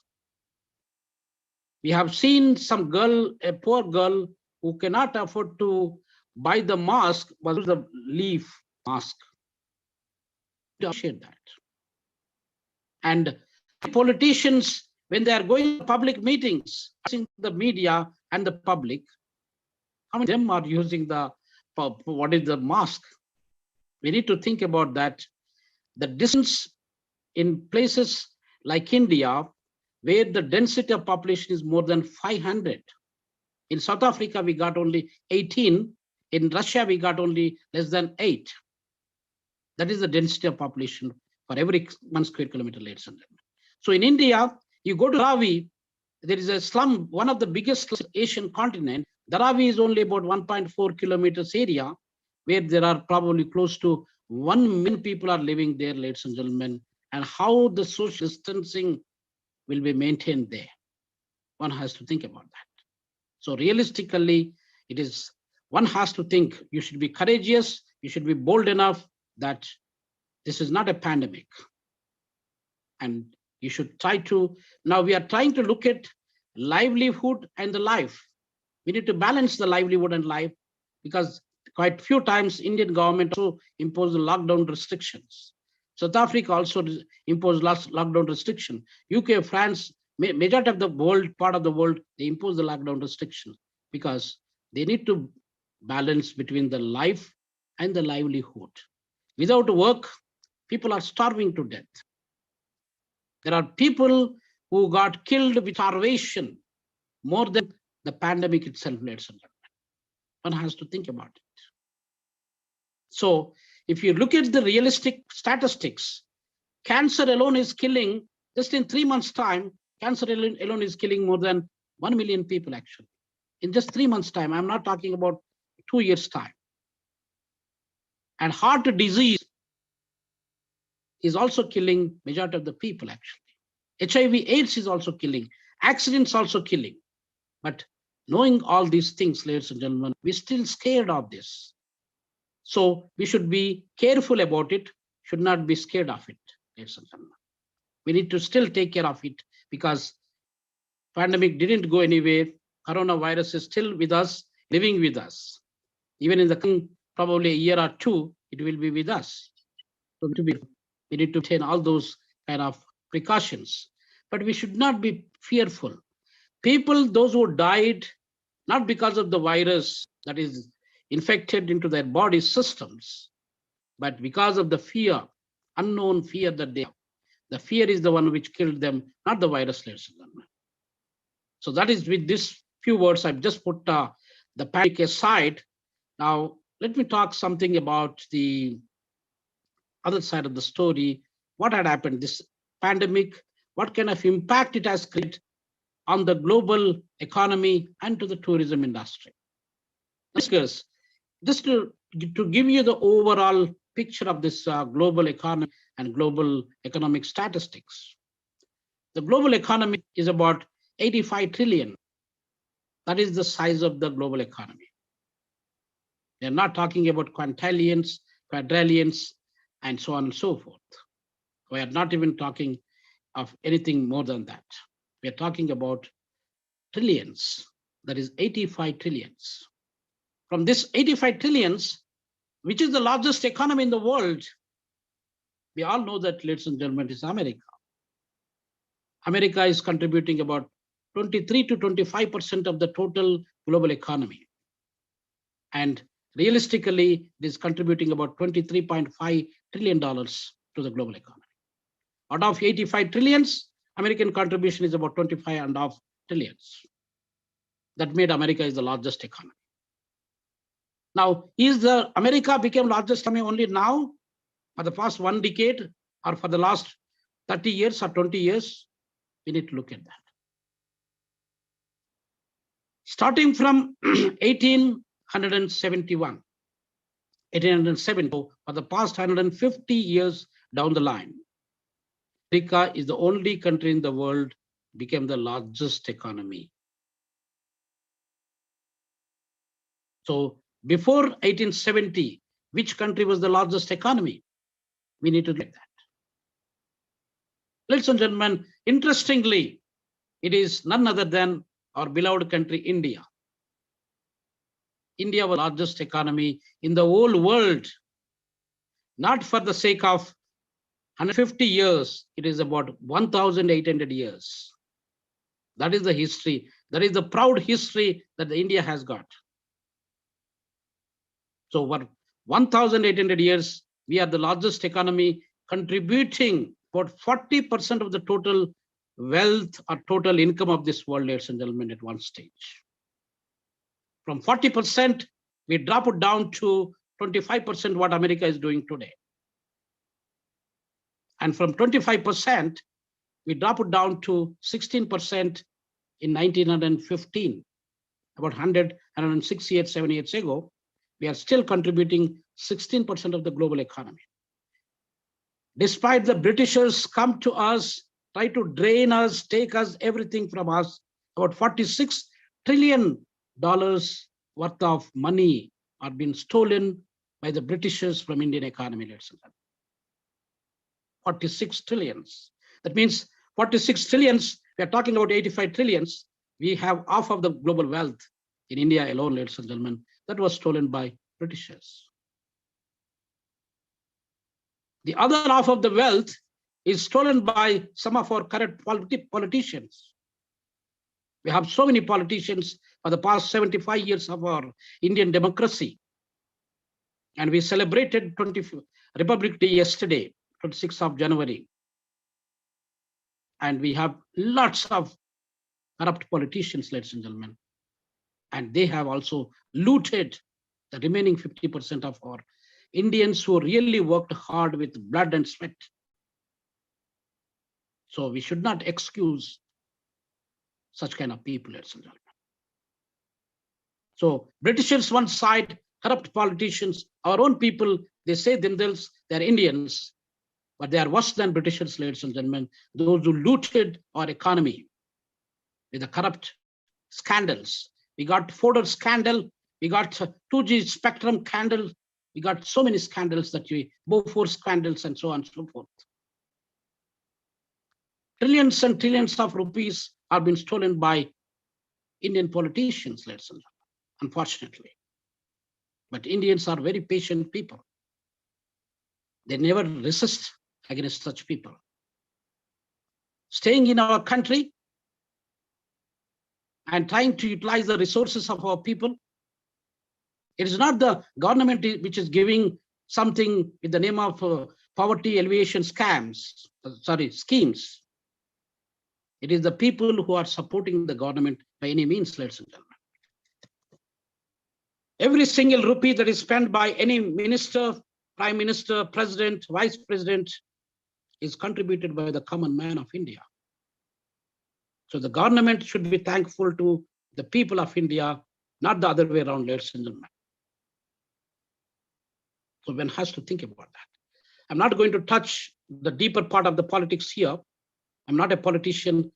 As an academician, as a honest academician, I'm trying to share some of my views, ladies and gentlemen. So I just would like to touch upon, that's where we are, 16%. We are contributing 40% at one stage, then we drop it down to 25%, we drop it down to 16%. Not long time ago, it was just 106, 107 years ago, ladies and gentlemen. When India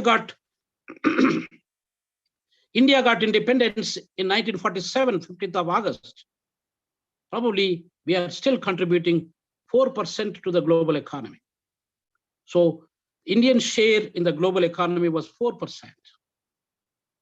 That was about 70, 73, 74 years back. Now, today, in 2021, 2022, our share is further dropped down to less than 3%. So that's where we were standing before and where we are standing today. Our total contribution to the global economy is about 2.8 trillions. 2.8 trillions, surprisingly, the newest companies, the tech companies like we have Google, headed by Sundar Pichai, a Madras-born guy, and Satya Nadella, Microsoft, probably Apple, these three companies, they have more income than India as a country, ladies and gentlemen. That is a big surprise actually for us. So the biggest economies, as I indicated to you, that it is America with about 23.5 trillions. Second is none other than China, our neighbor. China contributing about 14.6 trillions, being the second largest economy in the world. Now, third is Japan, about $5.5 to $6 trillion contribution. Germany is the fourth largest contributor, is the fourth largest economy. Look at Germany, is the same size of Indian state of Rajasthan, ladies and gentlemen.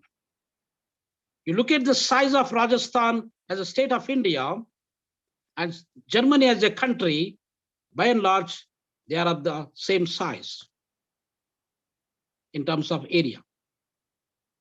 But look at Germany is sitting with fourth position. We are sitting with fifth position, ladies and gentlemen. We have to think about that. So the list goes on. UK, Italy, Canada, Australia, those are the major economies, top 10 economies in this world. So this is the global economy, how it looks like. Prior to pandemic and right now, although the global economy has been, the economic growth rate has been tumbled down. The average economic growth rate we were having about 4.2%. And maybe in the coming 2023, 2024, we cannot able to come back that growth rate, ladies and gentlemen. It's still growing less than 3% as a globe. Indian economy was the fastest economy in the world in terms of economic growth, according to IMF estimates in 1918. We are growing more than 7% that time. Now we are unable to grow more than 4%, ladies and gentlemen. So this is the kind of statistics and the facts on the ground that we are able to understand. And all these situations are created by the pandemic. Because more than 110 million people who are working in the construction industry, they went back home and they are not working anymore. So in India alone, we got about 15 crore people got unemployed with this disease, ladies and gentlemen. So I'm not going to the details of that Indian side, but I just would like to mention here that India has got such a big pride in the whole world. We are the leaders. That is why the Takshashila University and probably some of the Nalanda University, they are the top universities in the world. People from other countries, they used to come to our country, like our countrymen, our boys and girls, youngsters, they are going to America, Australia, Europe, UK to study. The whole world was doing on the reverse order those days, ladies and gentlemen. So that is the pride that we used to have. We lost it. We still need to fight for it. We need to gain and regain our strength, ladies and gentlemen. Now, in terms of the tourism industry, so let me touch upon some of the aspects of tourism industry, then I will try to conclude in the interest of time, ladies and gentlemen. Now, the tourism is one of the important economic sectors in the whole world. About 30 years ago, we got probably the number of tourists in the world, they are very few. And for the past 30 years, the number of tourists are increased significantly. The tourism industry, by and large, it's contributing about $5 trillion to the global economy. Now, because of this pandemic, the number of tourists that are traveling, their visas are not being given or issued. And eventually people with the fear, they stop traveling. On an average, 3 to 4 countries I travel every year. But because of the pandemic for the last 2 years, except India that I come a few weeks back, I didn't go to any other country. So similarly, there are lots of tourists, they travel from one country to other country for a pleasure, for any other reasons that have been stopped. Emirates is one of the biggest industries, airline industries. Emirates, Singapore Airlines, Qantas from Australia, and we have Lufthansa from Germany, and probably Turkish Airlines. These are some of the major airline industries. Ethiopian Airlines in Africa are from Ethiopia.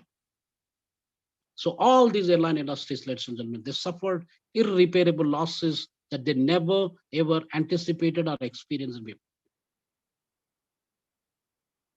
So if you look at Emirates alone, Emirates lost just within this 1 year period more than $4 billion, ladies and gentlemen. Emirates alone. So $4 billion is more than the total national income of Burundi as an African country. One has to think about that. So ladies and gentlemen, the airline industry one side, the hotel industry on the other side, the food industry on the other side, and all other associated industries, maybe the transportation is also linked with tourism. All these industries are subsidiary industries which are depending upon the tourism sector are suffered a lot for the past 2 years. Just to give you some snapshot view here, India is the country, we are the probably 7th largest country in the world, and we are the oldest country with the youngest population. About 65% of our people, they are youngsters below 35 years of age. But even our Varanasi is considered to be the oldest city in the whole world. So India is the oldest country with the youngest population. Now we have rich culture, rich heritage, and rich history, historical monuments, such a beautiful monuments wherever you go, to Taj Mahal or to Golconda or to Qutub Minar or any part of the Tamil Nadu area or Karnataka area. So no part of the world can afford what we have. Even Sun Temple in probably Bhubaneswar area in Orissa. So look at the tourism statistics. According to WTO, World Tourism Organization, which country receives the number of tourists in the world? Largest number of tourists in the world is France, ladies and gentlemen. About 85 to 90 million people visit France every year. And the population of the France is probably about 62 millions. So the number of people visit France is more than the population of the country. One has to think about it, ladies and gentlemen. Then we got in the list goes on, maybe Spain is another country, then Scandinavian countries like Denmark and probably Finland and other countries also, they receive quite good number of tourists. UK also receives. Now India, such a major country in the world, second largely populated country in the world, we receive less than 13 million people as our tourists. I'm talking about international tourists. We need to revisit this figures, ladies and gentlemen. The Ministry of Tourism of India, Tourism and Culture, and the government of India must do something for this. South Africa as a country is close to 17 to 18 million people as tourists, whereas India receives only 13 million people. What is the dichotomy? South Africa population is only 60 millions. Our population is getting close to 1.4 billions. And South Africa is 1/3 of what India is all about in terms of area size. In South Africa, we got only 1.1 million square kilometer land, where in India, we got about close to 3 million or 3.2 million square kilometer land. But South Africa, Cape, for example, is considered to be the top 10 destinations in the whole world, ladies and gentlemen. South Africa. So the tourists, facilities that they provide here, even Indian tourists, I met lots of Indian tourists here come to South Africa every year on regular basis. Thousands of tourists, lakhs of tourists, they come from India. I met people from Gujarat, Maharashtra, Andhra Pradesh, Telangana, and Uttar Pradesh, and so on and so forth. So we need to think about that. We need to change the face of Indian tourists, actually. The number of tourists, at least we should aim to increase in the coming 3 to 5 years, so that we can try to increase the income, revenue. We can provide the employment opportunity. So this is the comparison in India and South Africa in terms of, or France in tourism statistics. But we have many countries like Mauritius. Mauritius is basically, it looks like an Indian country. I was there in Mauritius in 2018, small island nation. There are lots of temples, lots of Hindus, Muslims, and Christians, all of religions.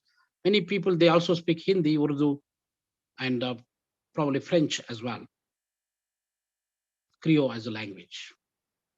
So if you look at Mauritius, ladies and gentlemen, if you want to visit Mauritius, you don't need to have any visa. For Indian or majority tourists coming from all over the world, they don't need any visa. They can just go to Mauritius. Now, Mauritius was depending upon tourism a lot. 80% of the revenue that was coming from tourism. We got Seychelles. I was also there in Seychelles, which is close to Madagascar, and which is also a small island nation. It's the first country in African continent. Seychelles is a very beautiful country in Indian Ocean. Seychelles also depends upon tourism. We have so many other countries like Madagascar. We have Sri Lanka, our neighboring country. If you look at Sri Lankan statistics, tourism statistics, ladies and gentlemen, 80% of the revenue they lost because of the pandemic. So the number of tourists visiting Colombo or the beautiful beaches, all those things are disappeared. So this is the impact, ladies and gentlemen, the pandemic has created not only on the employment, but also on the food, the travel industry, the airline industry, the people who are working in the restaurants, everybody suffered irreparable losses, ladies and gentlemen. So in the interest of time, I just would like to state by thanking the conference organizers, the Wipro College of Commerce and Education, Sports and Education, and probably the organizers, the principal and all other organizers. Must also thank the fellow speakers, the vice chancellors and different professors, deans, directors, and other experts from different fields. And also the participants who are attending this forum from different corners of India, and also Chhattisgarh state, especially the Chhattisgarh state of India. So I would like to thank once again everyone, and I wish you all the best in the coming 3 years. I hope your conference will be a successful one. Thank you very much. Thank you so much, sir, for such a wonderful session and briefing us with the statistical data with analytical and interpretative summary of the theme. Thank you so much. Now, proceeding, I would like to proceed for our second technical session, which is dedicated to the paper presentation, and for which I would like to invite our research scholar, Rahul Girupunje, who's having his topic as tourism-dependent economies impacted by the pandemic. Rahul, over to you. Good morning to all respected all the teachers. मैं राहुल गिरिपुंजे आपके समक्ष research paper प्रस्तुत कर रहा हूं. Before COVID-19 travels, the most tourism had become the most important sector in the world economy. According to 10% of global GDP and more than 20 million jobs worldwide. In 1950, at the dawn of the Gilded Age, just 25 million people took foreign trips. By 2019, the numbers of reaches 1.5 billion, and the travel of tourism sector had grown to almost big to fail for proportion to many economics. The global pandemic, the first of scale, the new area of the has put 100 billion jobs at the risk. Many in macro, small and medium-sized enterprises that employs high share of the women who represent 54% of tourism workforce, according to the United Nations of Tourism Organization. Tourism development countries will likely feel in negative impact of crisis for much longer than others. economics. Contact intensive services key to the tourism and travel sectors are affected by the pandemic and the continue to strongly until people feel safe the travel en masse again. Thank you.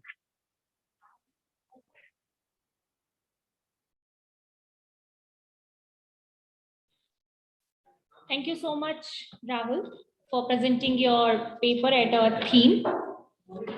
Now, moving forward, I would like to pay my special thanks and gratitude to Dr. Rakesh Dhan sir, to Dr. Ashok Sharma sir, to Dr. Sanjay Tiwari sir, and to Dr. Mandeep Khalsa ma'am, who all are guided us and motivated us for organizing this international webinar, as it's totally not possible for us to make it alone. To have such a prominent personality get collaborated with this session. Thank you so much, all of you. Now,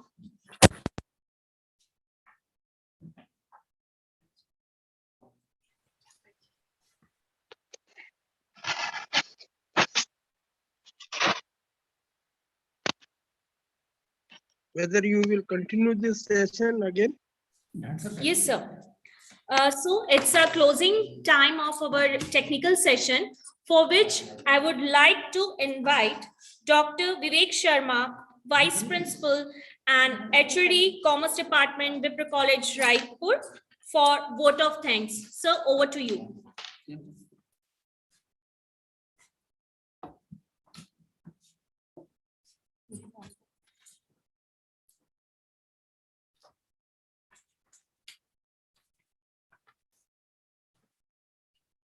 विप्र महाविद्यालय वाणिज्य संकाय द्वारा आयोजित international webinar वैश्विक अर्थव्यवस्था के पर्यटन उद्योग पर महामारी का प्रभाव विषय पर आयोजित वेबिनार में आप सबका मैं हार्दिक स्वागत करता हूं। आज प्रथम दिवस उद्घाटन सत्र में डॉक्टर आलोक कुमार चक्रवाल, कुलपति गुरु घासीदास केंद्रीय विश्वविद्यालय बिलासपुर, आपने पर्यटन उद्योग पर पड़ने वाले महामारी के प्रभाव पर विस्तार पूर्वक जानकारी प्रदान की।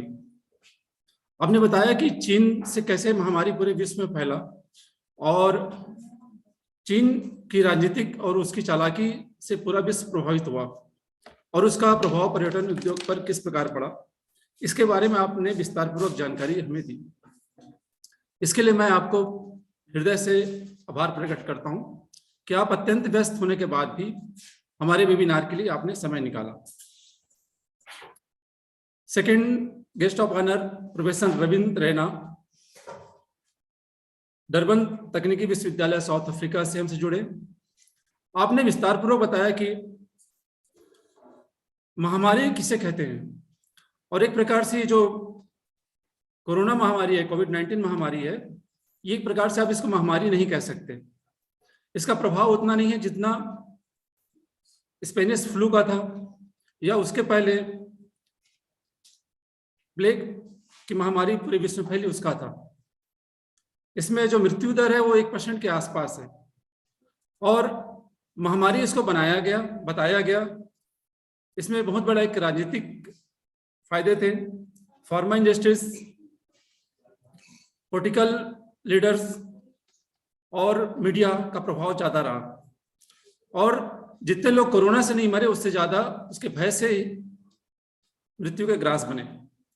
आपने इसके बारे में विस्तार पूर्वक जानकारी दी और इसके बाद आपने बताया कि इस महामारी से पर्यटन उद्योग के साथ साथ होटल इंडस्ट्रीज, यातायात और इससे जुड़े जितने भी लोग थे जिन्हें रोजगार प्राप्त थे, सभी लोग इससे प्रभावित हुए।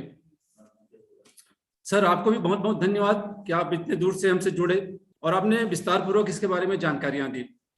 इसके साथ साथ आज हमारे बीच आज कार्यक्रम की अध्यक्षता डॉक्टर गिरीश कांत पांडे सर कर रहे थे, कुल सचिव पंडित रविशंकर विश्वविद्यालय। आज के हमारे विशिष्ट अतिथि श्री ज्ञानेश शर्मा जी थे, अध्यक्ष योग आयोग छत्तीसगढ़, जो किसी तकनीकी कारण से हमसे जुड़ नहीं पाए, जो हमारे समापन समारोह में परसों जुड़ेंगे। इसके साथ साथ आज के आयोजक सचिव डॉक्टर आराधना शुक्ला, आज के संचालन कर रही निधि सिर शुक्ला, पूरे कॉमर्स डिपार्टमेंट के टीचर्स, और इसमें आज हमसे जुड़े सभी प्रतिभागियों का मैं हृदय से आभार प्रकट करता हूं। साथ में हमारे प्रचारक डॉक्टर मेघेश तिवारी सर, जो पूरे समय हमारे साथ जुड़े रहे और हमको प्रोत्साहन करते रहे कि इस प्रकार के आयोजन करते रहें, और जो हमसे जुड़े विद्यार्थी हैं उनको जानकारियां देते रहें।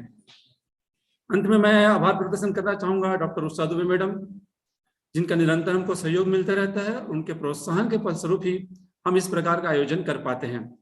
आप सभी को बहुत बहुत धन्यवाद।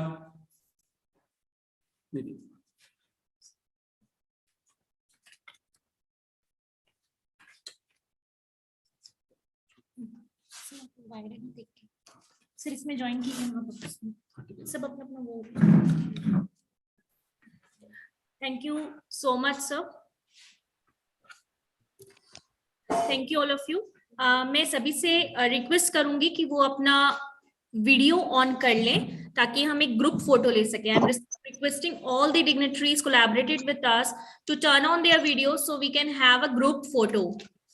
कल्पना ma'am, turn on your video. Everyone.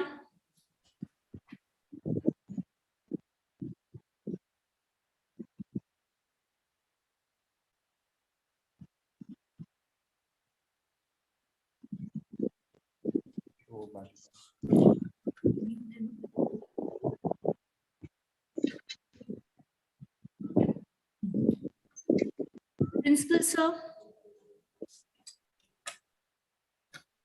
Principal sir. हाँ मैडम बोलिए। जी सर, सर वीडियो ऑन कर लीजिए। हाँ मैडम। जी sir. Here we go. 1, 2, 3. 1, 2, 3. Thank you all of you for collaborating with us. Thank you so much for your support and cooperation. Thank you everyone. Thank you.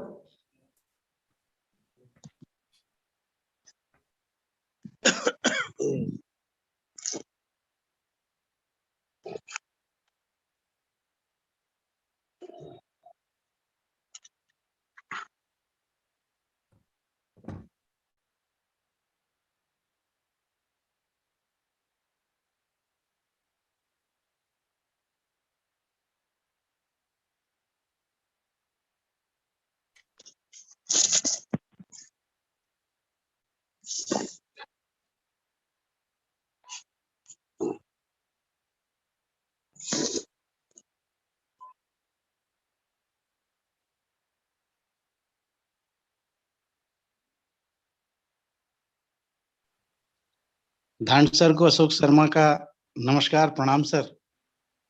वाह भैया, धन्यवाद यार। जी sir, आपकी बड़ी कृपा और आशीर्वाद है सर। मैं जुड़ा हुआ हूँ ना, अभी आपसे बात हो रही है जी। बहुत बढ़िया सर, अच्छे से हो रहा है। जी जी। थोड़ा सा पार्टिसिपेशन कम है, कोई बात नहीं, अगली बार बढ़ जाएगा। जी सर, जी सर, जी। कुछ लोगों से भी कह रहा हूँ जी जी पेपर्स देने के लिए। जी जी जी। बाहर वालों से भी बात की है, कुछ अगर आ जाए कल तक तो जी जी अच्छा हो जाएगा। बाकी पहला प्रयास है, बहुत अच्छा है सर। जी जी जी। बधाई आप।